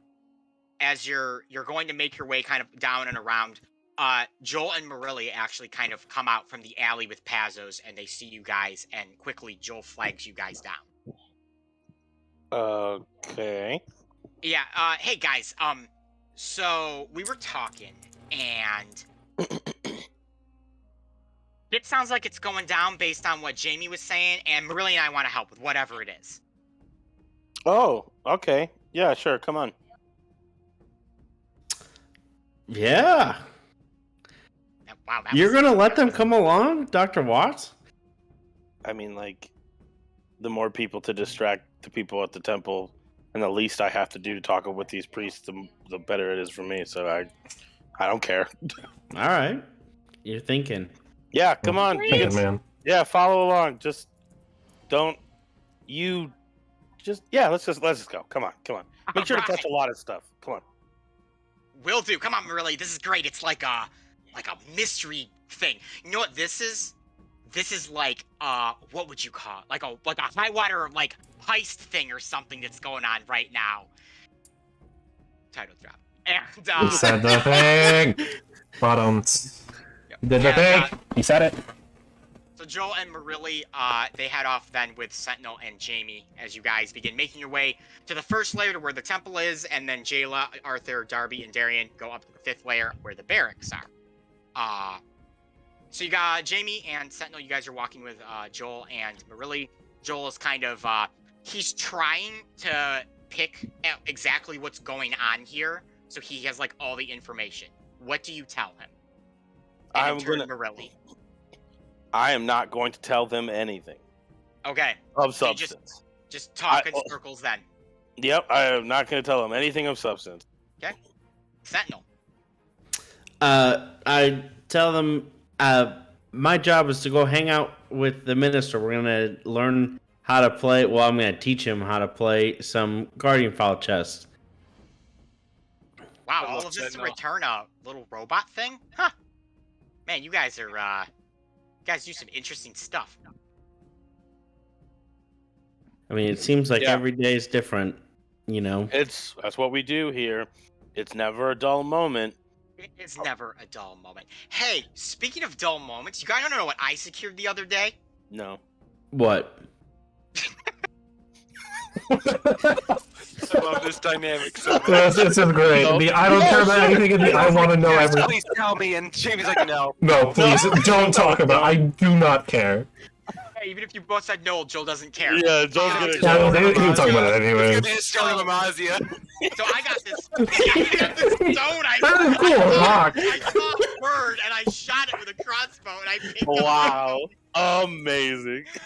That'd be Joel great. does, So So we got funny. this letter from the government here in Highwater saying that I am being honored as an esteemed business person in Highwater. And you want to know what comes with that? 5 tickets to the upcoming theater show of The Champion and the Dragon, which Ooh. is like the biggest thing to get into the city. This is like Hamilton level shit here in Highwater to get into this thing, and Wow. about as So you- cool as you can get. So you're gonna. How are you gonna find a couple with a third wheel to go with you two? Well, I mean, it's not really like that. We were gonna bring Dale and Nugs and Elise, but Elise is injured and probably can't go. Dale said he'd rather cut off his own dick and eat it than go, and Nugs can't fit in the seats. So Oh. that's a great question. Well, I'm sure that you two will have a great time on your date. It's not a date. It's not a date. Yeah, no, it's not. It's not a date, guys. We just got 5 tickets. Everyone was gonna go, but I figured I just it's cool. It's cool. Like, you don't get those tickets. You can't get those tickets normally. Apparently, you can. Yeah, Oh, yeah. I know of a couple that's really looking for a date night. Yeah. And they, I mean, maybe you have one buffer seat in between so you guys have like a little privacy. But we have our very own, you know, Darian. He's got this new relationship kind of forming with Aster. She, Jayla's friend, and I think this would be really great for the start of the relationship. A real fun night out with a fun couple. I think they would be great to offer those tickets to. Marilli just kind of looks at Joel and just looks back to you and says, "Yes, that would be fantastic." And Joel goes, "Really? That guy in the ferry? Yeah. How does that work anatomically?" It doesn't. It doesn't. It doesn't. It doesn't. And I am still trying to figure out whether ethically it's cool to continue to engage in this relationship. Though, in all fairness, not all relationships have to be inherently sexual. I'm sure there's plenty of happy people that get along with races whose parts don't match all the time. I mean, she could hug it and kind of flutter her wings, but that's the only thing I could think that would work. And I am not surprised that is something you thought about, Joel. You incredibly fascinating man. Thanks, I appreciate that. All right. You're very lucky, Millie. Millie. You're a very lucky gal. He has his moments. This is not one of them. What?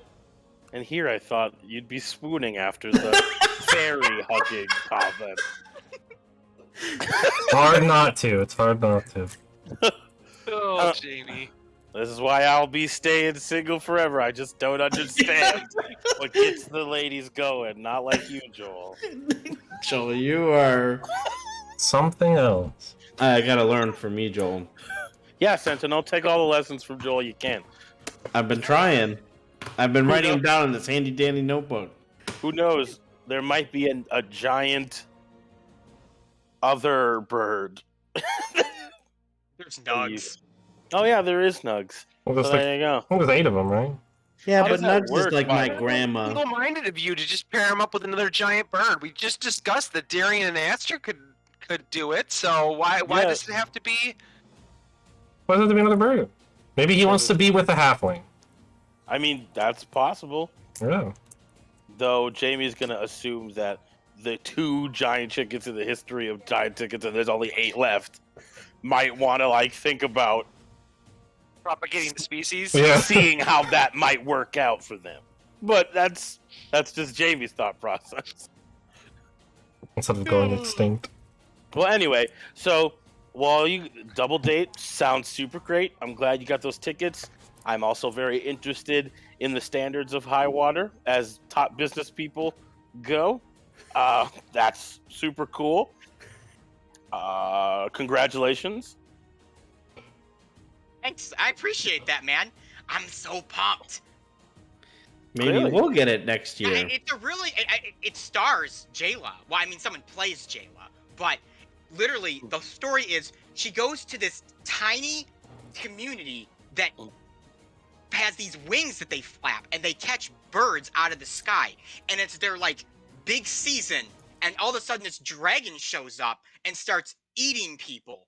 So Jayla and a crusty old fisherman and a person who's an expert in dragons team up to kill the dragon. That sounds fantastic. And it's a musical.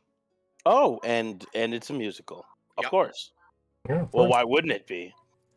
It's phenomenal. Oh, supposedly I've heard it is. It is some top tier shit. Huh. I mean, we know an expert in dragons. You know, maybe he could give some advice to really make the play, you know, Who's your expert? accurate. You guys know an Oh. expert in dragons? You know, an Yeah. expert in dragons? Meeple! Well, I mean, not exactly just dragons, but drangling specifically. He, you know, That took me he a knows how to, second. you know, really wrangle up dragons. And What you is mean it? you mean Meepo the Great? yeah, Meepo the Great. You know, we're old friends. He was, that's the hobbling that killed Architosh the White Defiler. He killed a dragon. Yeah, like 2 years ago, he killed this Architosh the White Defiler. It was like this huge story that was going that I've been hearing about like recently that everyone's just seemed to pop into everyone's heads. I mean, good on Meepo. You know, from Sure. rags to riches. There. Most like Richester Rex. Yeah, but Richard the Rag. Richester started from the top and now he's here. If he killed the dragon 2 years ago, we met him well after that. Yeah. Oh, yeah. Yeah, we met him when Timeline. he was very, very much not doing well. You How'd met meet a this guy? He's supposed- you met a dragon killer, a slayer? That's a pretty big deal. Yeah, you know, he was down in was that like Slivas? No, the Holy he was in the Holy The City. Holy City. Yeah, he was like the Yeah. first big dungeon. Yeah, we met him in the caverns under the Holy City. Why would you Uh, meet him there? He has a big like Drangling school, like just outside of Igorith. It's been there a year. Can everyone's Before the saying a school. word. Everyone's saying a word, and I just want to make sure that I Oh yeah, that's am right. not crazy.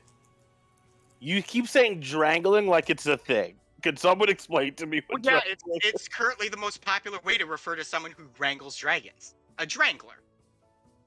Meepo Ah. invented the word and introduced it to the world after he slew, or excuse me, drangled Architosh the White Defiler. I feel like this is something I should have heard of at some point. I can't And believe yet- none of you guys are aware of this. No, we just thought he had like kind of two little How long were we in the woods? dragons, and we thought, you know, that was Have I heard of this dungeon master? Like I wasn't there, so I'm assuming You know that. what? That's a really good point. 'cause Yeah, I'm thinking like- Prince Safar in here. So yeah, Jamie, I actually say you have knowledge of this, and this would be common Oh, knowledge. All right, so I'll take everything I Yeah, said sorry, I was back. thinking of Prince Safar, or Yeah. you were there with him, but no, Prince Safarin was with Yeah, him. no, Jamie didn't show Yeah. up till after we were through there. Yeah. Okay, so never mind. So when you say dragon expert and you say Meepo, I'm gonna be like, oh, you know that like that the Meepo that killed that big white dragon with his Yeah. drangling ability. I mean, we hung out with him like I sent him back to. I told him in Dorder, you know, like that he could learn a few tricks, you know, back in the city, you know, where I'm from. I grew up, you know. I thought he needed to learn. I didn't know he was the top guy. Yeah. Yeah. He's a big deal. Yeah, I mean, Meepo is more than like the top guy. If you go up into the northern kingdom of Olans, further north in the kingdom itself, where all those Dracokin clans are, Meepo is considered a messiah up there who saved them from Arkatosh the White Defiler. Yeah. Hey, that's oh, wait, what- hold on. I am confused. I know I'm not Yes. even there right Yeah, now. I but just am wanna- I just confused. wanna bring up- We met Meepo when he invented the word Drangler, and now all of a sudden, 2 years prior, he's this well-known. Did something happen in the timeline that I am not aware of? You have to ask Meepo if you see him again. Oh, just I as a guess- note, I know I'm also not He there. got a wish spell, didn't he? He got a wish spell and got his name. Oh my gosh. Okay, So- sorry. When you guys get to the temple, he did just mention the Dracokin. You could ask her about Meepo and see what's going on with that. Maybe she knows something because she is a Dracokin in the temple. I mean, Just as a thing, I know I'm not there, so I can't know. communicate that to you. But just as a Jamie is- thing. like, what are the odds that the one of the 2 of 8 giant chickens in the world somehow also met the Dragon Slayer to be alive in the last century or so? Meepo the Great. Pursue Drangling. I think We Meepo did. prefers to be referred as a Drangler, not as a Dragon Slayer. Oh, okay. Yeah, he's got a ghost-written book you can buy in the bookstore called How I Learned to Drangle. It teaches you everything you need to know about drangling. I have a copy. Yeah, I can't read didn't. it. It literally is grammatically terrible because the ghostwriter wrote it, and then Meepo rewrote it, and Hobblings can't write. So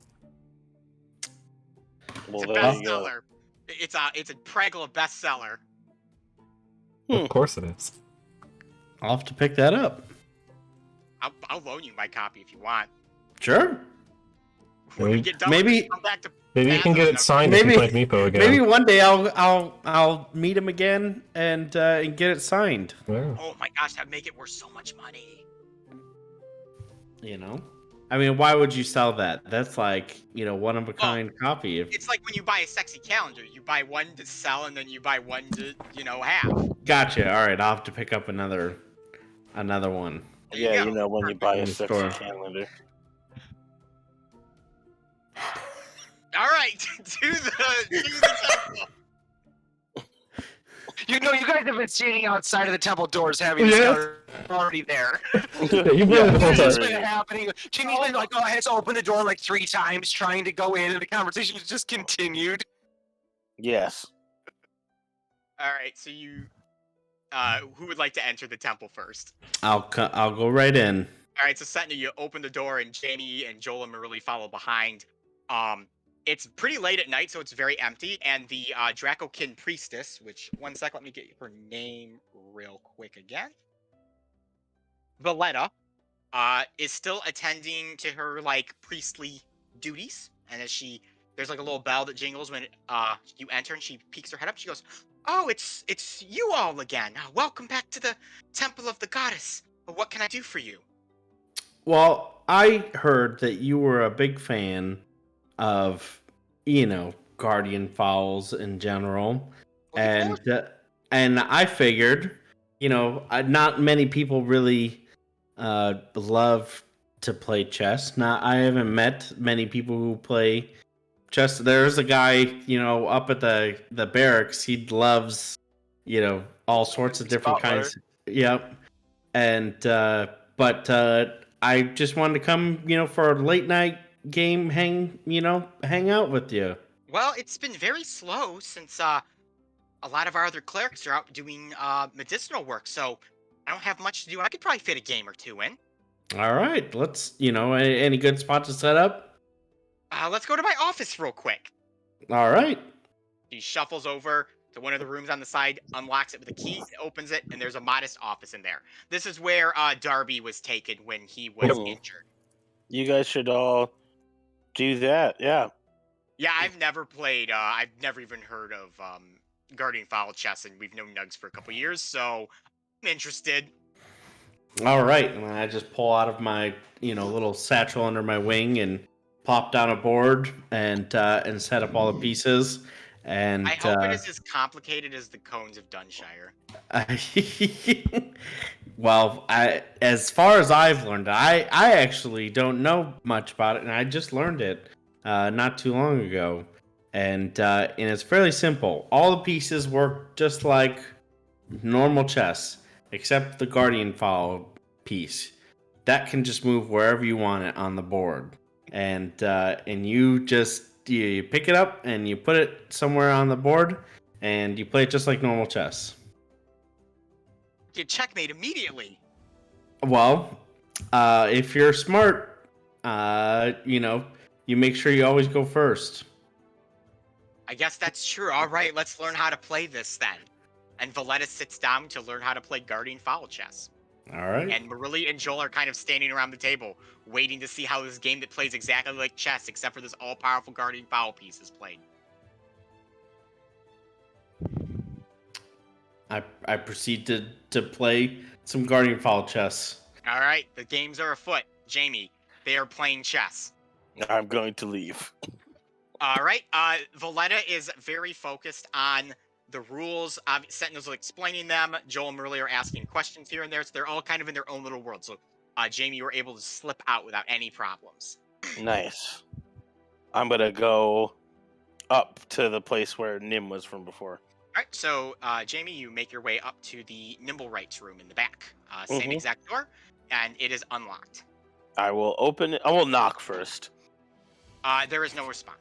I'm going to say, hey, just FYI, Nim, if you're in there, I'm coming in. I'm going to open the door. All right, you open the door and have arrived in the same dimly lit room that you were in earlier. The only difference is you were here during kind of more the day before, like the evening, where now it is very dark outside. So the room has an extra ominous and eerie feeling. But despite that, due to the low illumination and the lack of illumination outside, you can actually see Nim's faint outline from the far dark corner being slightly lit by the candlelight. You can kind of see its body creak and groan as it moves its limbs and kind of steps out from the light, and Nim appears as he did before earlier. Hey there, dude. How are you? How's Peck? Peck is doing very well. Oh, And can I he- see him? Reaches into his pocket and he produces the little mouse, and then he reaches into his other pocket and he pulls out a little piece of cheese and he holds it to the mouse, and it immediately begins to nibble on the cheese. Hey, bud. I'm Peck gonna likes reach the over. cheese. Yeah, no, Peck is a big fan of cheese. Hey, buddy. You and Nim having a good time? It's good to see you, man. The mouse You looks look- at you and nods its head. That's great. I'm glad you guys are having a good time. Appreciate you looking after him and you guys enjoying each other's company. I got some good news and some bad news there, bud. What news do you have for Nim? Well, good news is found your friend. Happy Bad- emotion. Yeah, bad news is that someone shot it down as it was flying. Depressed emotion. Here is its parts. So Nim, he creakily reaches his hands out, and he doesn't have like fully articulate hands or anything. His gears and stuff moves very like robotically and instinctively. He reaches his hands out, he doesn't even grab it, he just slaps his hands together and pulls it back from you. And he stares down at the nimble right that he created, this little flying nimble right with the bolt in it. And he looks up to you and says, Nim cries. Nim cries. Nim Oh, I'm cries. Nim I'm sorry, cries. bud. He walks over to a table and sets it down, plucks the bolt out, and immediately begins tinkering with the robot, or with the nimble right. I'm gonna watch. All right, Jamie, give me an insight, no, perception. Give me a perception roll here. Okay, perception. Shoobadoop doobadoop. We're looking at. Well, that's a 10. That's fine.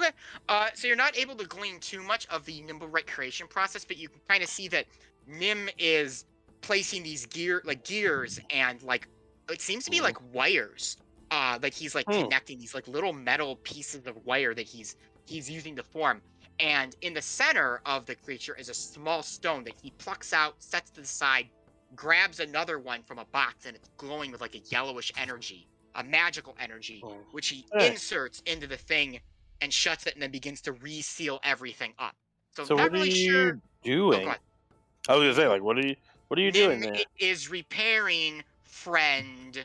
When friend is repaired, Nim and friend and Peck will have cheese party. Oh, that's sounds really fun. I'm sure. Nim has beautiful dress for cheese party. Well, that's great. You know, you gotta love a cheese party. If I've said it once, you've said it 1,000 times. You gotta dress to the nines when you're dealing with cheese. Um, question though, when you're done fixing your friend, is there a way that it would be able to remember what happened to it? Nim will check, and he pops open another piece, and pops open another piece. Functional memory core is in state. That's It great. will remember. Dope. Well then we're gonna. Yeah, I just want to figure out what happened to it. So as soon as you are finished with however this is, I would love to ask it some questions. Nim Also, will be it's done. crazy how you're in- making this done without any magic. Nim needs not magic when magic is provided to Nim. Nim will be completed in calculating 1,048 seconds. All right, well, I got time. So you wait whatever 1,048 seconds is in like standard person time, That and actually might be like over an hour. Probably not though. I don't think it would be that long. It'll definitely be several minutes. Yeah, it's not. Yeah, it's gonna be a little bit of time. 17, almost 18 minutes. Yeah, Yeah, 17 I and a would- half minutes So basically. it takes like about 20 minutes for Nim to fix up his little nimble right buddy. And after he's kind of put a new casing on it, basically. he's seemingly taken all these wires and either stripped the broken ones out, put new ones in, reset them. He has this creature, and now that Jamie, you can see it without the bolt in it. It actually looks to be very well constructed. It's got a nice armor plating. It's got a little happy face on it. It's got little wings. It's got little like clappers for arms, so it can like grab things like this. And it's got little chicken legs for feet, like little claws. And Cool. Nim pushes down on its head sinks in, it spins, and then it pops up like a thing of toast, and the thing comes to life, and it's like boop, boop, boop, boop, boop. Yes, hello. C7 is awake. Hello. Are you doing well, friend? C7 is not doing well. C7 was shot with a bolt. Nim is aware of this. Nim has fixed you, C7. Well, you didn't do it quick enough!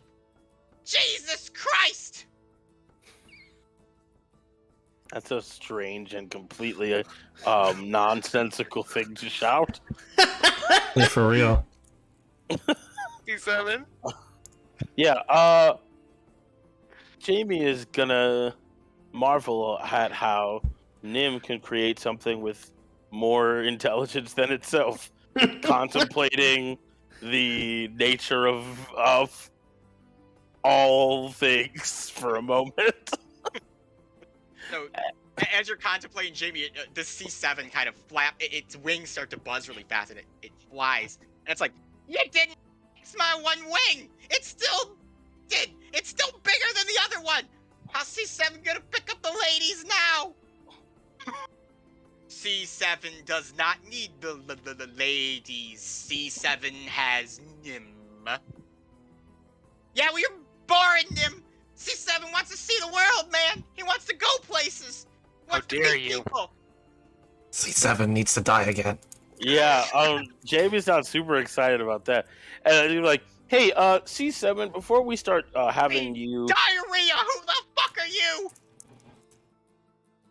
All right, I'm gonna try that again because I don't particularly enjoy that tone.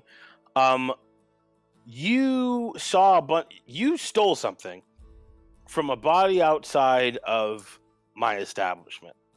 Why? C7 stole something. Oh, yes! Stone. Small stone, 3 eyes on it. C7 was asked to take it. By whom?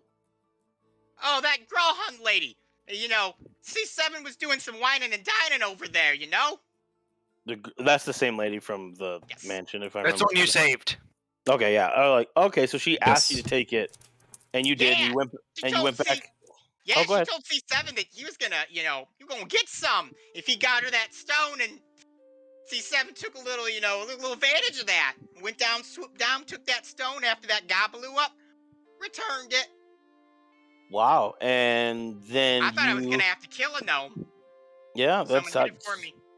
That's crazy. That's super awesome, and it's so great to hear that true love is not dead. However, after you return the stone to her, what happened? She was being all like hard to get and stuff with C7, and C7 was not playing any of those games. Well, we talked a little bit, we expressed our feelings, and then all of a sudden these hooded folks started attacking. They killed a whole bunch of people, they brought a bunch of undead in.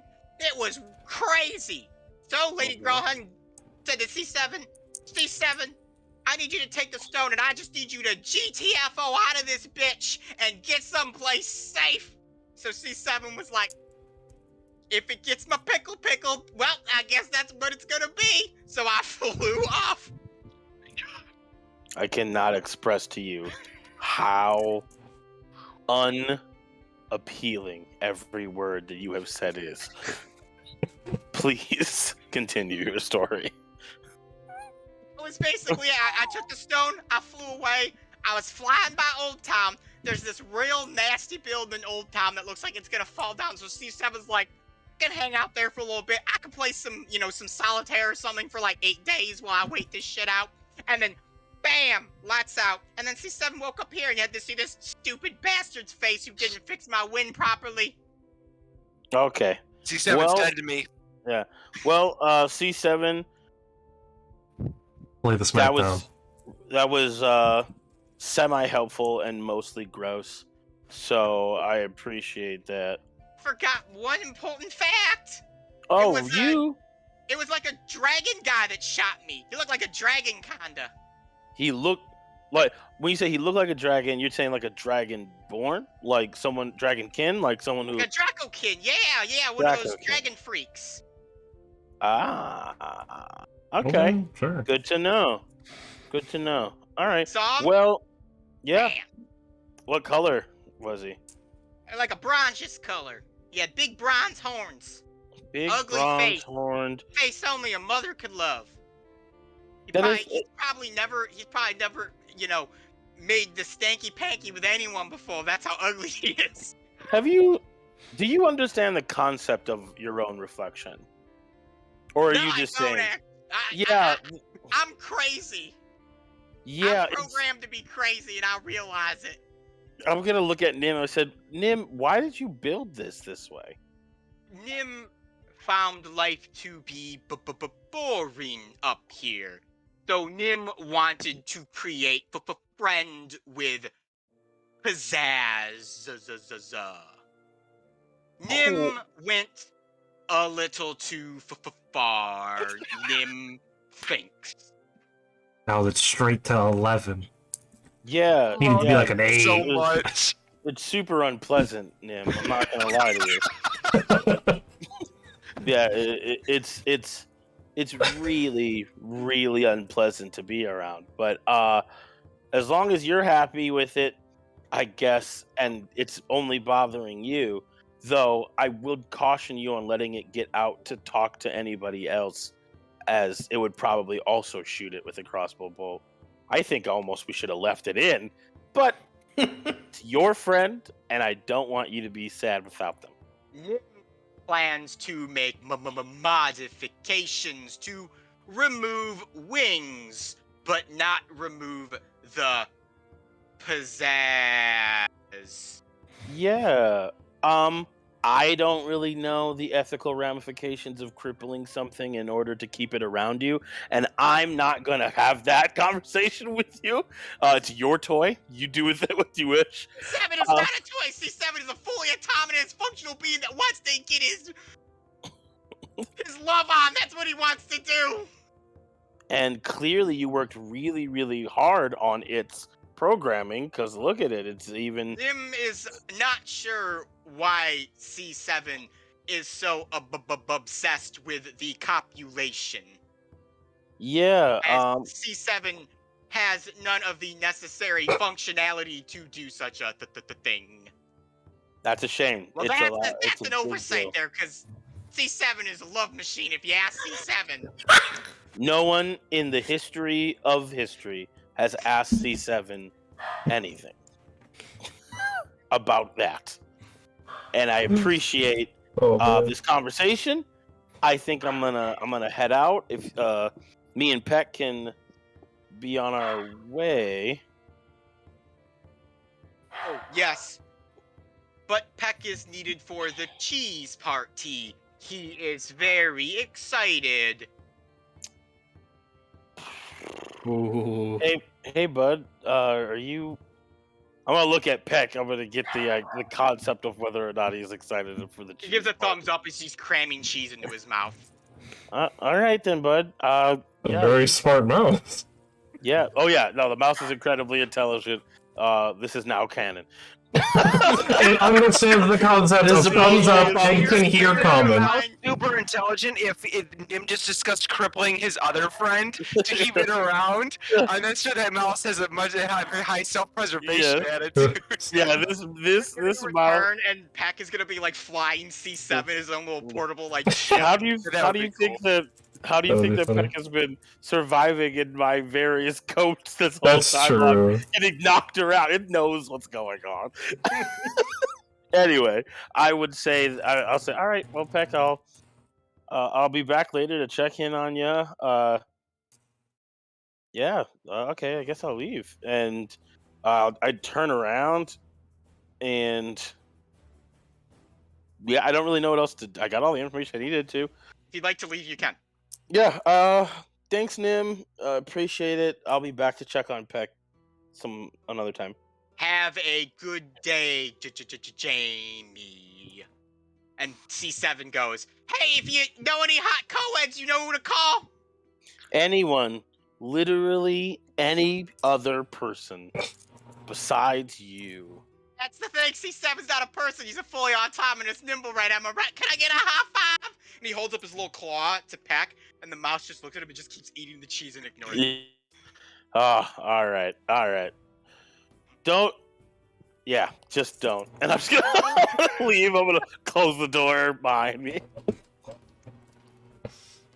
And I'm gonna head back down to the where everyone's playing chess. So Jamie, you'll head back down where Sentinel and Valletta and Merle and Joel are in a heated game of 4-way Guardian Follow chess, which they just invented a minute ago and are Dang, I was testing about to out. say. And I'm just gonna do a quick couple rolls here, see who's gonna win. It better be Sentinel. It feels wrong for him not to win at his own game. Surprisingly, Joel's winning, Oh no. and he doesn't even get how to play regular chess that well. He's just moving pieces and just happened to be doing well. He's like, wow, I didn't know chess was so easy. I should have done this back in my world. I'd be like a grandmaster right now. Alright, and so Jamie, you arrive back at the room. I'm gonna say, hey, Sentinel, time to go. Wrap up this thing that you're doing. Just I think one more turn, and I think this game will be over. Okay. Do you have a power move play, Sentinel, that you see on the board? He's gonna Yeah. move the Guardian Well, Fowl give me for a roll. check. Give me that power move roll. Flip the Okay. table. Like an actual roll? Yeah, just give me a d20. Tell me what you get. A 9. Unfortunately, your power move just doesn't quite work out for you. What's your intelligence? Add your intelligence on that. This should be an intelligence. 7. My intelligence is a -1. 8. So it's even worse. So you move your piece, and you take one, and you're like, check. And then Joel immediately moves another piece, hits you, and checkmates the board with whatever dumb rules you've come up with this thing.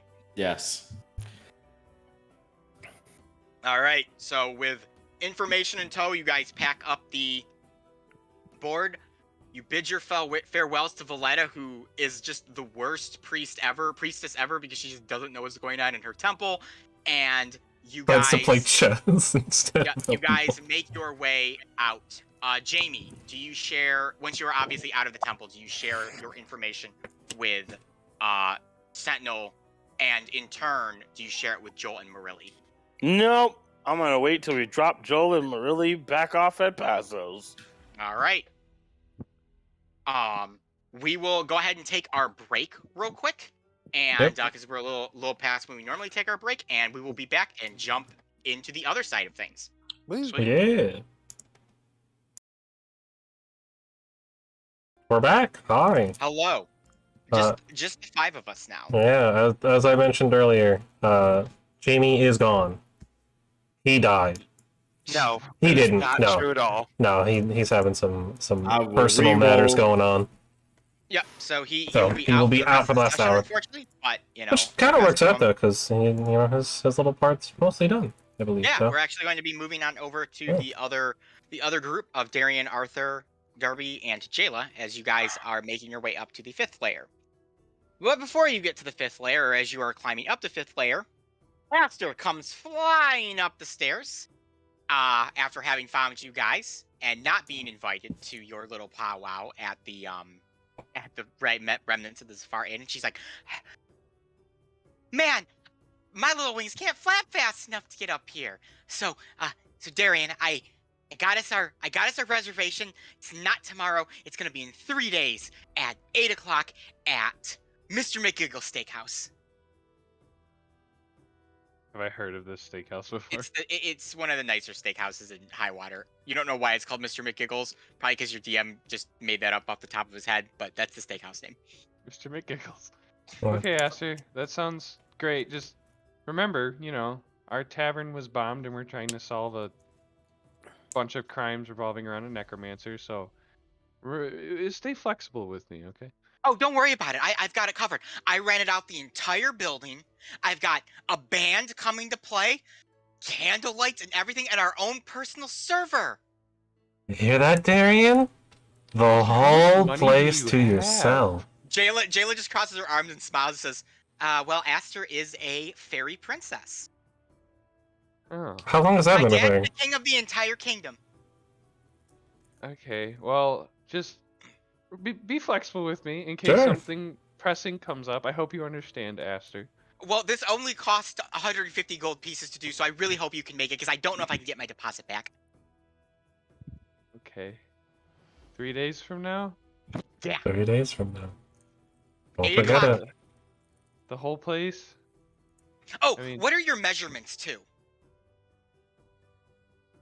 What do you mean, my measurements? I'm going to have a suit tailored for you. I've never worn a suit in my life. Well, it's the perfect time to start. Honestly, though, Darian, suits are pretty fancy. Have you ever watched The Kraken Bachelor? It's going to be like that. Can't. Completely ignoring What? Darby because he keeps pushing in the wrong direction. I'm gonna look at Arthur like, what do I do? I'm sorry, Darby. I would be on your side with this and continue to encourage this, but I'm beginning to feel bad for No, Darian here. I do a little Aster, bit too. It's just too fun not to. My guy here didn't ask for all of that. No. He's too polite to tell you that's a little much. Oh, Yeah, that, is it too much, Darian? I mean, it's more than expected, but just remember, Aster, we're trying to start off platonic here, okay? We're testing Well, no, the waters. I understand all of that. I just thought it would be really, really nice. It'd be fun. I mean, not to speak for Darian too much, but I don't know many of my friends that would rent out an entire steakhouse just to hang out for a None of night. your friends are a fairy princess, okay? That's also true. So maybe that's a thing that you fairies do that Darian just doesn't fully understand typical and is fairy encroaching thing? upon your culture.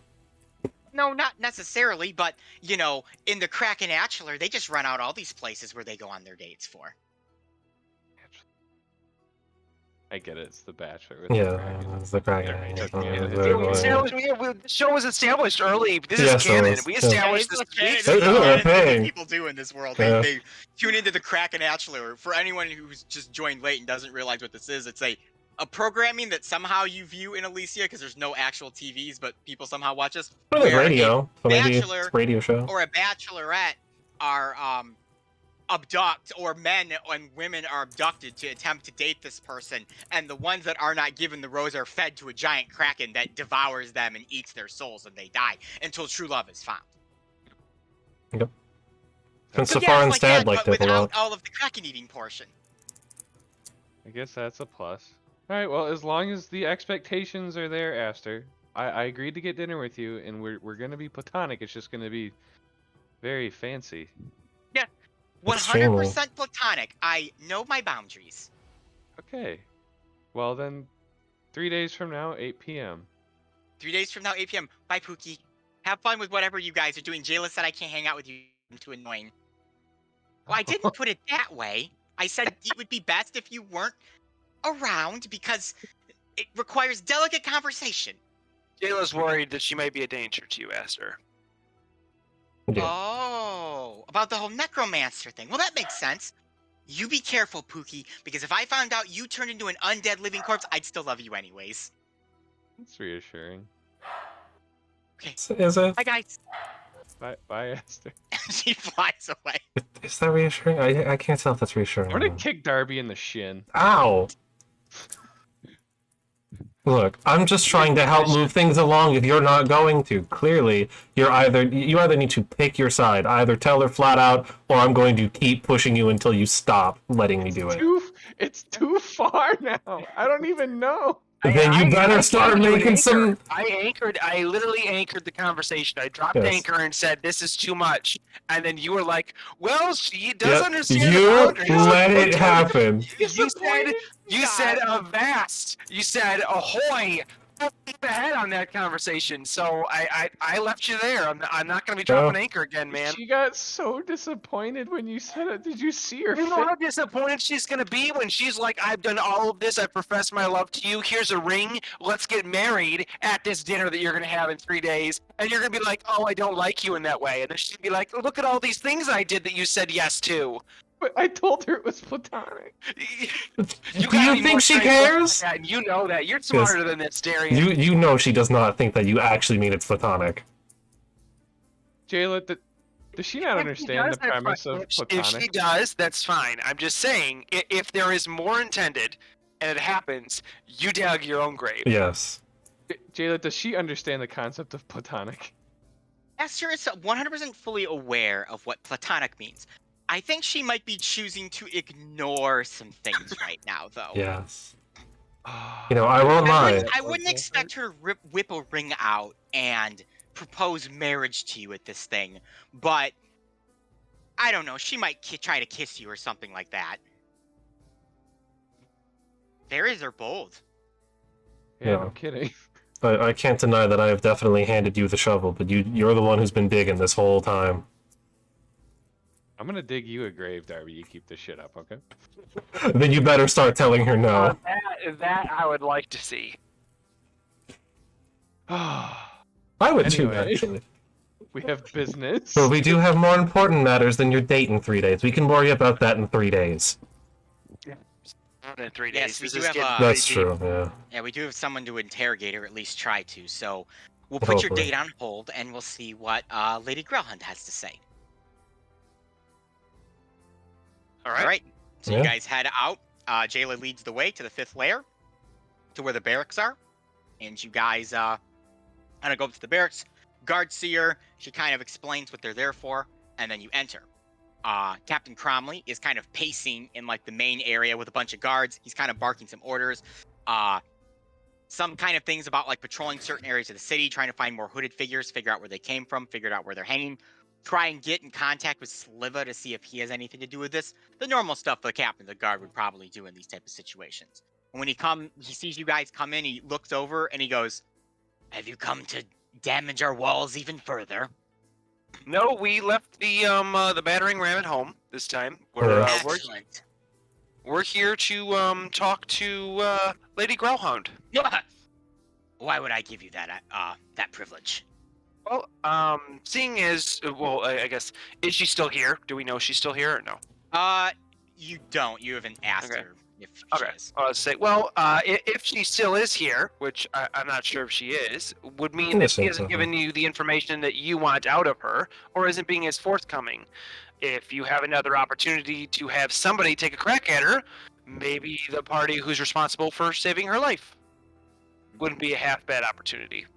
She is still here and has claimed to tell us everything that she knows. She's here under witness protection to protect her from, well, necromancers, it would seem. That's fair and understandable. Fair enough. Yeah. Do you believe you got everything out of her? Ugh, no. Of course not. Can we So take a you- crack at it? Champion, what do you say? Should they take a crack at it? Jayla just smirks and says, well, why do you think I'm here? Fuck all. Fine. Have at it then. Wonderful, wonderful. And they, Cromley orders one of his guards to take you guys back to where the area. She's not really in a cell or an interrogation thing. She's more in like a holding area, like a medical area. And as you are led back, you see Lady Growlhound, who's currently in the care of a couple human priestesses to the goddess, and there are a couple guards in the room. As you enter, Jayla very quickly looks to everyone and says, if you don't mind, we have some business for the lady. And they say, my champion, and they shuffle out, leaving the four of you alone with Lady Growlhound. This is your first time seeing her since you weren't with Jamie. She is a human woman, probably in her mid to late 30s, quite beautiful with kind of brownish blonde hair, wearing noble's clothes. She definitely has a ton of money. And you can kind of see, though, that a lot of her body has been bandaged in different places, and her once beautiful clothes are in more or less a tattered wreck from the battle with the necromancers. She kind of scans you over with her eyes and says, wonderful. More of you to talk. Fine, ask your questions. I've already told your captain everything I know. Well, we're not Oh, with the he's- captain. He's not my captain. Yeah. We are here on behalf of a friend who was, well, I guess that we all, in some way, are responsible for you still breathing.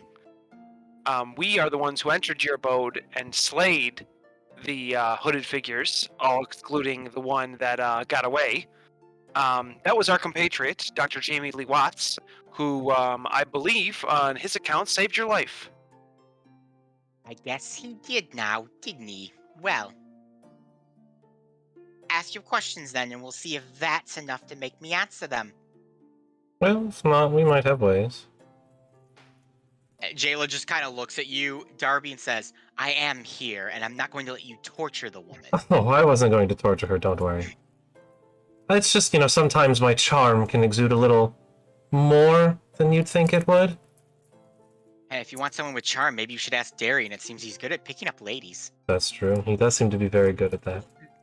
Darian is a one-woman kind of man. That's true, that's true. And now, Lady Growlhound, before we bore you with more banter here, Yes.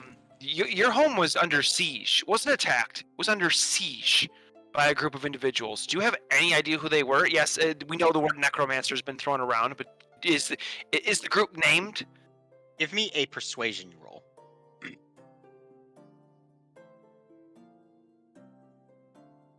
That is an 18. Oh, nice. Fine.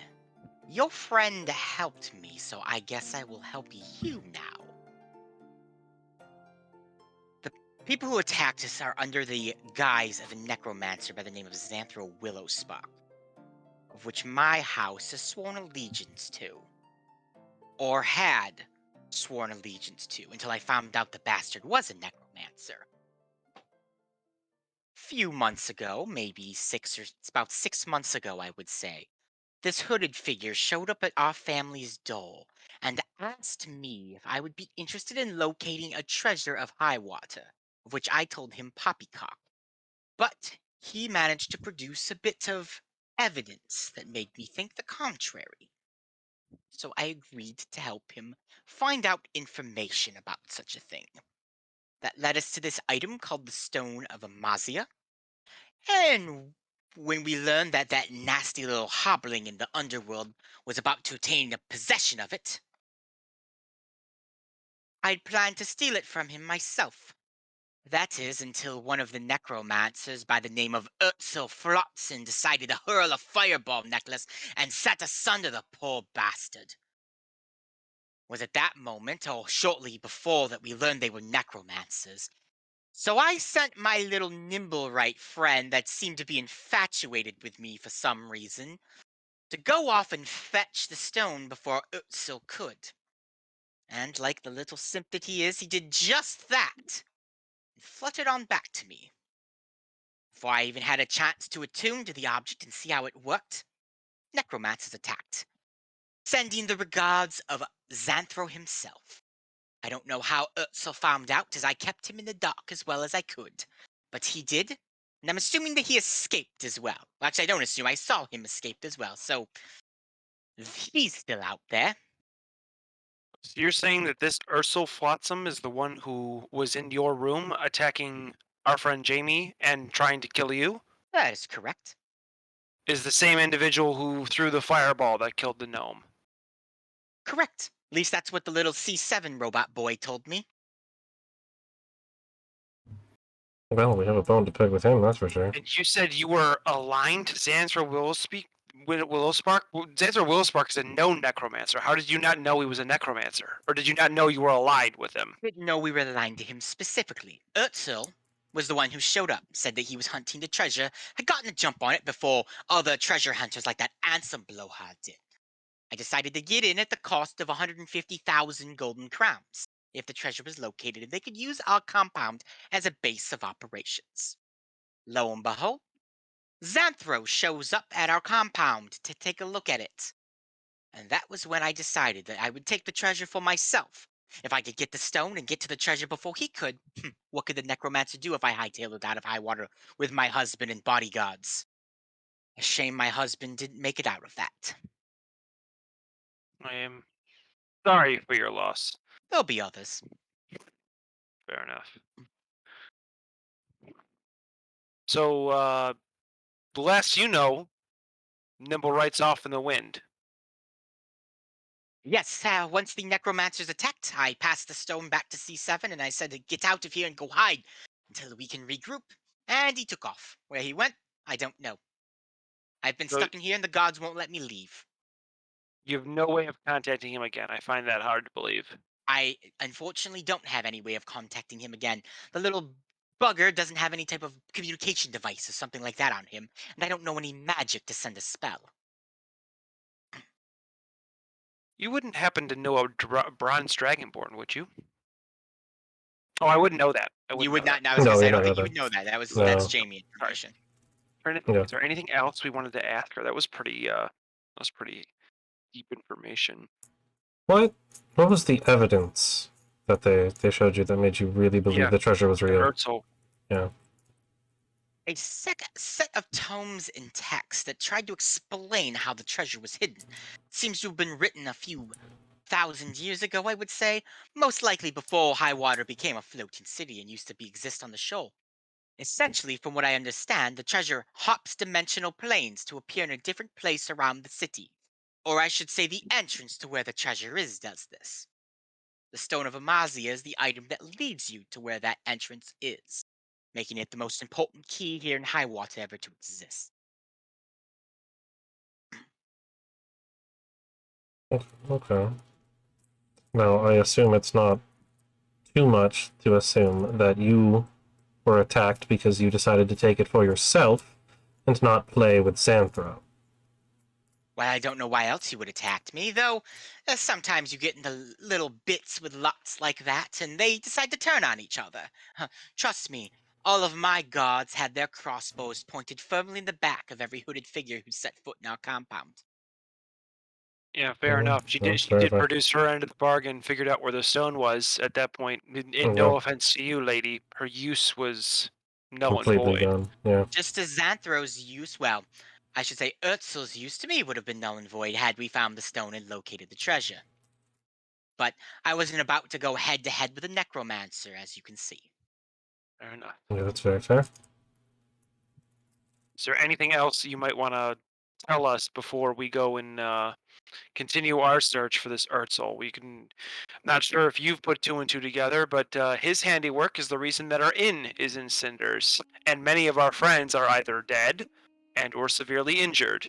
So that's what our horse in this race is. I unfortunately don't know where any of these necromancers could have gone. My guess, though, is they have an alternate base of operations somewhere in the city that's not my compound. Most Good. likely they used us as a starting foothold before they could find something more secure. There Thousands of a- places they could be here. Is there a calling card you used to have for Urzel if you came up with some information about the treasure, something that we may be able to replicate? Not necessarily a calling card because we had these hooded figures in our compound since they arrived. They would contact Urzel, and he would come to us. Well, they're dead now, so Very much so. Hmm.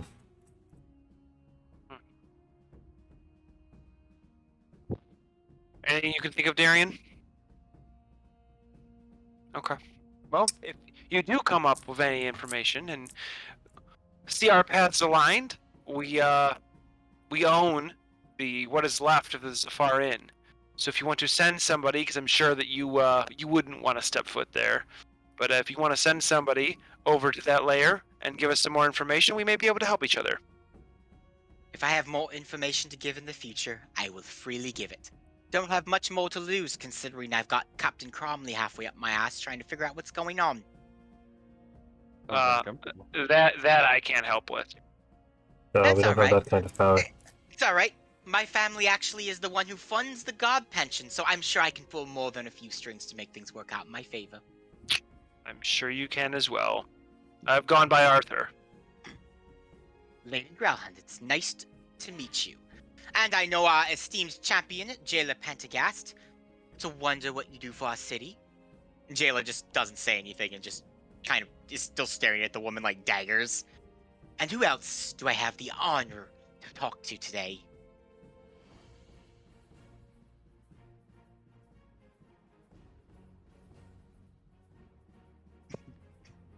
Do you guys say anything or no? I was waiting for Darian to say something. I was gonna let him go first. But I'm assuming you're having the longest debate in your head of Ulfric von Liechtenstein versus Darian. I will just relay the ace and tip the hat. Cute. Yeah, it's Darby Lyodell. Okay, and I'm, well. Ulfric von Liechtenstein. I mean, I guess it's really not much of a secret considering I do run the gambling column in the Spartan, but Well, if I have any more So I said the code information, as I said, I will pass it along. Thank you. Your cooperation is much appreciated. yes. Eh. Very much. I hope that if you continue along this path, you watch your backs, because Xanthro plunged a dagger into mine, and he can do much worse, I imagine. I think you could plunge a Fair dagger enough. into your heart and then bring it back after. Yeah, Sounds unpleasant. probably. I can only assume that it is. I don't know, Arthur, is it unpleasant? You've almost died 1,000 times. I've never been brought by a necromancer, though. That's true, Yet. that's true. Jayla kind of crosses her arms a little bit and leans back, and she just goes, "It's like being pulled apart for a moment and put together all at once. Like you're a doll whose pieces have been spread to the wind, and all of a sudden some strange forces just forced you back into someplace." Oh, so I've heard. Yeah? So you've heard? Friend of a friend? Well, not necessarily. I've gone quite a bit around dealing with necromancers, and I've learned a bit about them. Oh, good, Okay. good to know. Fair enough. Skeptical, but okay. All right, what would you guys like to do? I'm gonna leave. Yeah. I'll leave her alone. Yeah, I don't She was sound- pretty forthcoming. That was there's as Very much easy. information as I think we're gonna get from her. Yeah. All right. I don't think I have any other Uh, questions for her, so. So you guys head out from the barracks. Cromley kind of sees you head out and he goes, Well, what'd you get from the woman? Not too much to be honest. She was pretty tight-lipped. Fuck all. Fine. We'll hold her here a little longer under protections and see if we can't wean something from her stupid face. I will I'd, get to the bottom of these necromancers if it's the death of me. She seems pretty spooked. I'd be more worried about protecting her than getting any information out of her. Those nobles aren't ones to cower in fear, so they display their fear in different ways. I've seen Rich run before. She's got a lot of fear behind those eyes. Very well then. Let her be scared for a little bit to think about what she's done. I'd love to put her in the gallows and drop her from a very high point till her neck snaps, but what would happen to all of our pensions then? Yeah. Well, Yeah. What would happen? Well, thank you for whatever you just came here to do, I guess. Welcome. Yeah. Thank you, Yeah. Captain. Keep up the great work. Yep. And he goes back to barking orders and whatnot. As you guys make your way outside of the barracks, it is now very late. You guys are probably at like 2 or 3 in the morning at this point. Ooh. Jayla Man. says, well, at this point, I think it might be beneficial if I go my separate way from you guys. I'm going to go pay a quick visit to Joel and Marilli and everyone else from Pazos and just say hi. I haven't had a chance to, but after that, I'm going to be doing some very hard necromancer hunting. I hope that our paths do not meet again on this little quest, but I have a very strange feeling that they might. But they probably will. There's too much money involved to Foreshadow. not have it happen. And you I have plot will, armor. I will. I thought We she's will plot armor. be seeing you very soon, I suppose, Jayla. Yes. I think we will be seeing each other very soon. Sooner Try and than stay expected. alive, and if you don't, try not to come back from the dead. Oh well. No promises. Yeah. And she bids you guys farewell and heads off in the opposite direction towards further down the 5th layer to go down one of the other steps, stairs. All right. I guess we're gonna head back to the Safari Inn. That's kind of where we've claimed to be our base of operations. So even if Yeah. it's just sleeping on a pile of ash and broken wood, I guess that's where we're going. All right, so you guys head back to the Zafar Inn. There, Sentinel and Jamie are waiting. Marilli and Joel are not there since Jamie told them that they were done with what they were doing and they could go home. And after a bit of back and forth, I'll say, they both headed back. Tetra's also there. Kind of, you guys are, Sentinel and Jamie and Tetra, they're kind of all sitting, playing a rousing round of Guardian Foul chess. And Sentinel's teaching Tetra how to play. And as you guys arrive, she looks up and goes, "Oh well, what took you guys long enough?" Yeah, she was actually more talkative than I thought she'd be. Very, very helpful, surprisingly. Well, what did you find out? We found out who bombed our inn. Well, that's news. Happens to be the same guy that nearly killed Jamie. Yeah. Also happens to be news. Sentinel, why don't you tell him about what you guys found from Nim? Nim. Yeah. Did Jamie tell me? Yes, yet? I'll say Jamie at this point has told you and Tetra. Okay. So we Nim was able to fix the nimble right, and I'm trying to remember what he got shot by. A bronze dragonborn or Draco? Oh yeah. With bronze horns, and didn't know exactly who that was, but that's about all. He was assigned to go steal the stone by Lady Grellhound, and so that's what exactly he did. In trade for sexual favors, is what he imagined it was going to be for. I don't know how a robot does that, but Okay. alright.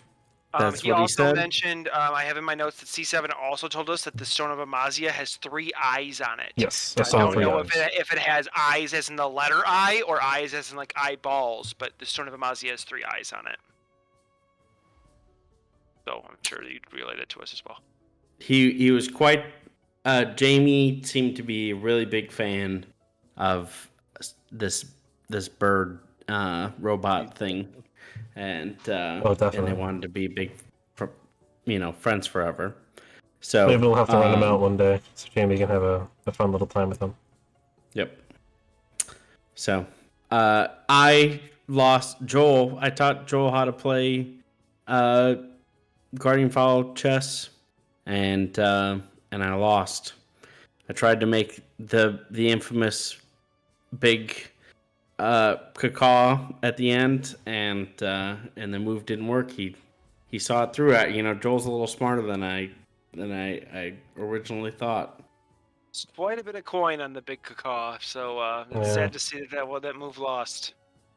But usually that spells the end of the game. Yep. I have Sounds like you quite guys. a bit to learn. He must have had the chicken feed defense ready to go. Yeah. You know it. Well, sounds like you guys learned at least something. Bronze-horned Dracokin shouldn't be super difficult to locate in high water, considering how No, I was rare they thinking are that here on too. the peninsula. What about you guys? What did you figure out? Like I said, she was pretty loose-lipped and told us that one Ursel Flotsam was the one who hurled the fireball, killing the gnome, and destroying our inn kind of preemptively. He was working with Lady Grauhan to begin with. They were working in tandem. He had produced some tomes that proved the existence of said treasure, at least in her eyes, and allowed his posse of sorts to use her house as a base of operations. Once they worked together enough to find said stone, and this little Nimblewright got it to her, they kind of both did what people of that nature do and tried to backstab each other, but not the smartest move on her part, considering the fact that she was allowing them to use her house as a base of operations. So that's when we came upon the abode. Giant fight happening, murderous intent. He was trying to get the stone away from her. She was trying to get the stone away from him. She escaped with her life, sent the Nimblewright away. I'm assuming that's what Ursel took off after, was the Nimblewright, but he obviously didn't end up with it. So she claims to have not known that she was originally, or she's actually working for Xanthro Willowspark. I'm not sure if I buy that, or if she just didn't care until she was double-crossed. But it is what it is. Well, I Probably guess they that figure explains it all out. the stuff with the Nimblewright then. Now the real question is, who has our stone? I would probably assume the dragon. The I would Dracokin. also assume the dragon. A Who bronze? is that just somebody who wanted to shoot something out of the sky, or is that somebody who works for somebody? Because if the person who got the stone knows what it's worth, we're in a lot more trouble than I if they am don't. worried it is most likely someone that knows what it's worth. As Tetra says this, you hear the cracking of wood as a small piece of, like, you have your big hole, as a small piece of siding cracks and falls to the ground, and you just hear a, "Oh, damn it!" I'm going to turn and look over that way while also unsheathing one of my scimitars. Got Kind a of on card flipped out as I Yep, look so over. As Arthur, as you get up and kind of peer around, you see that Marilli is standing out there, and part of the building has like collapsed, like she was like leaned up against it, and it had fallen forward, and she fell. And she sees you, scimitar coming out, and she's like, "Whoa, whoa, whoa, whoa! You don't have to do that." Really, if you wanted to come into the inn, you know you're welcome here. You don't have Yeah, to you don't- eavesdrop. There's Well, no I know need it to just scold. seemed like you guys were having a conversation, and look, I could tell something was going on when Jamie sent us away and wouldn't let us talk, and figure out what he was doing in the temple. So I don't know. I just didn't want to bother. Well, I don't think there's ever been an occasion where you bothered us. Maybe Joel, but you can always be involved. But one piece of advice to you: typically, if I'd consider us friends. if we aren't being 100% truthful with you or forthcoming with you in that fact, it's probably for your safety. Because I'm assuming you just heard everything we just said. I did hear everything that you said, and there's one name you said that it scares me, and that's Xanthro's name. I don't know how much you know about Highwater, but Xanthro Willowspark was the one that brought Pontiff Rulish back to life, and made my life hell, made Joel's life hell, and if he's involved, that means there's a reason that Jayla's here, and I want to help out too.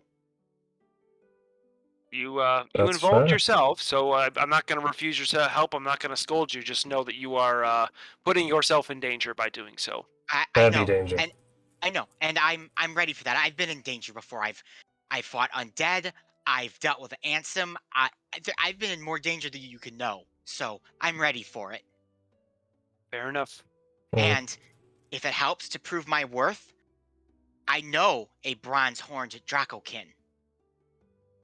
You Guy do. by the name of Thrakis. He lives in Old Town. He's a butcher. I don't go there because no one quite knows where he gets the meats that he butchers. But when Joel sends me out to get some extra stuff, he is one of the people that I could technically go to, but I avoid. A lot of people know Thrakis. A lot of people know that Thrakis has deep, deep pockets with Sliva. Yeah, I would say is I was about to ask that, is yeah. the one that Sliva named Yes. when he said that they send the That's people exactly what I was gonna who ask. the servants guild when Yeah, they send if the that's servants where they guild sent to the servant. spy, that he sends them to Thrakis to be chopped up. That's correct, yes. That is. Yes, Okay. it is. Yes, Okay. that's what I was gonna ask too. I was making that connection there.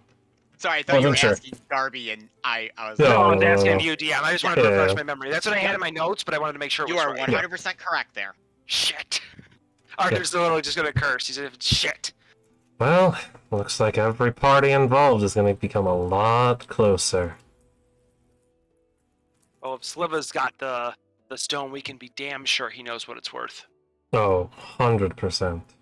And And I'm that's not gonna put a one lot of to time pressure on this. know Sliva personally, but any mob boss that I've ever dealt with who had one of their people killed over an object of great desire is going to want a lot of revenge. Oh, you can most definitely expect that, Tetra says as she kind of leans back. We may have one small piece of, or a bonus here on our side, I guess I'll say. Sliv is obviously aware that the Xanthro is looking for this thing. Everyone's aware Ansem's looking for this thing. And I wouldn't be surprised if Sliva doesn't know I'm here looking for this thing as well. Or that maybe you guys now are looking for this thing.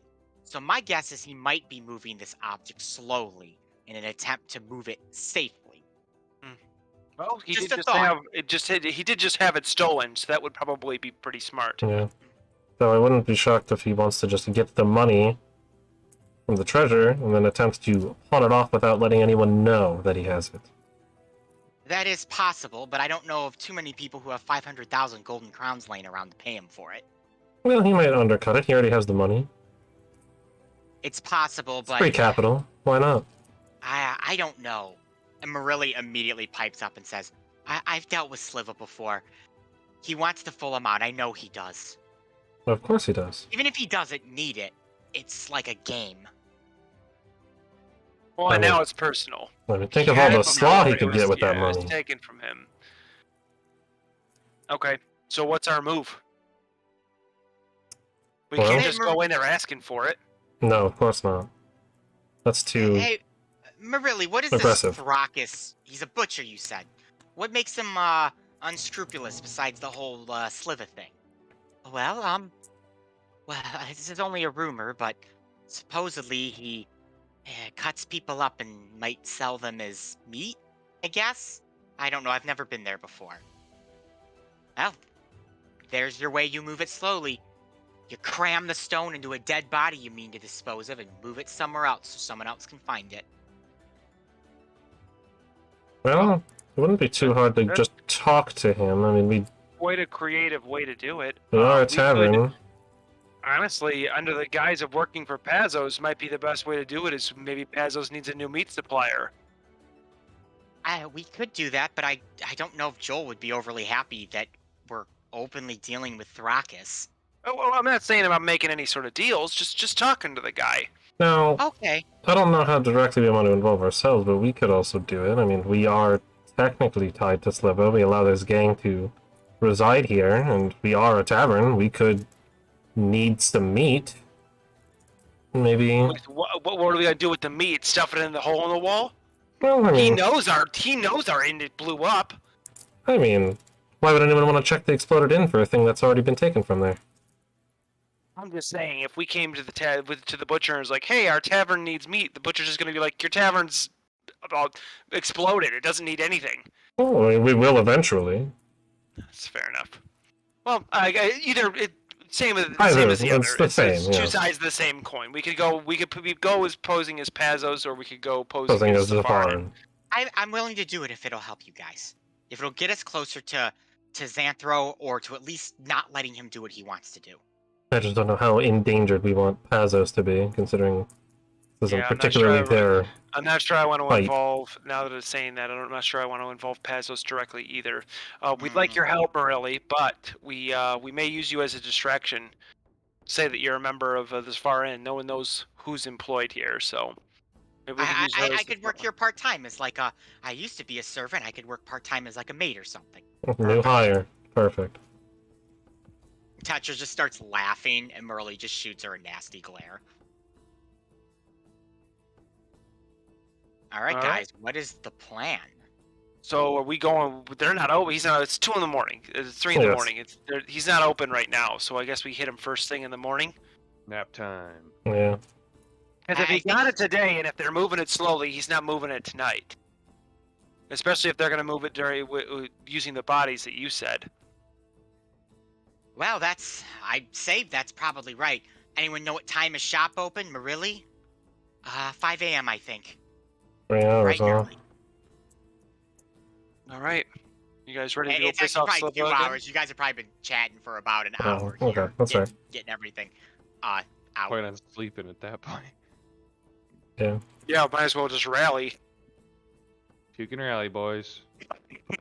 All right, so the plan then is to head to Old Town to Thrakus's butcher shop to talk with him Yep. about Yep. where the Stone of Amazia could be, or at least try and gather some information discreetly. Yep, the plan is we're going to show up before Thrakus opens, be banging on the door, and then when he lets us in, just start walking around and he asks us what we need, just say, "Oh, I'm just here to look." and then, So you used to a lot of people do at the meat market I used to work at, is just show Yes. up right when we open, and then, I'm just looking around. Yeah, I'm just browsing. Yep. I don't know what I want yet, you know? yeah, And they just don't leave think and don't it's do begging for anything? I don't know. So Just here to look. I'm just All here to look. right. But Got what? nothing The better to meat? do at 5 a.m. Yeah. Just peruse the meat. with your guys' plan set, you take the last hour or so to just rest as best you can before you guys head off to the butcher shop to speak with the Dracokin. And as you make your way out from Pazos and begin making your way down to the first layer, a light snowfall begins to descend down upon Highwater. It is going to be a cold winter's day. And we will go ahead and end tonight's session just a tad early, make up for all the later sessions that we've had this time. Matt, Eee. because you're going to be gone, are you cool if we play next week? Because the big hairy big will not be happening next week. Okay, yeah. I'll catch up on the VODs, which everybody who watches should be doing. Yeah. If you are that's what we can do. behind, or It's all if there. you started like in the middle, if you go Somehow. on the Uber Tubins, on the Ren Akai 5 Yes. VOD channel, you can catch all of our episodes. Or if There there's are just an episode links. you love, Also, If just taking you VODs want- there. Boom. There you go. if you want to experience C7 all over again for hours at a time, you can just log in to that, or go to YouTube and just hit that video and rewind me talking in that ridiculous voice. Yeah, For remember, hours. and also go find out all those small little things Ethan dropped, those little Easter eggs and plants for future episodes. Because Jayla dropped, what was it? I even put it in my notes here. Jayla dropped that the very quickly said that the Lords of Watch artifacts in the temple are not giving off Yes. the holy energy, which was a huge tie-in to our whole reason why we were in the holy city when we encountered that one crazy guy who came back from the sarcophagus, who was locked in the sarcophagus. Well back then. So that's going to tie into something in the future. Yeah, so we very quickly watch those glanced old over episodes that. to catch up on that kind of stuff because Yeah. that's good stuff. There's a lot happening. thickens. The lore Lot thickens. Everyone have a good night. Thanks for Yep. watching, and care. enjoy your week. Yeah. Goodbye, everybody. See you in 2 weeks.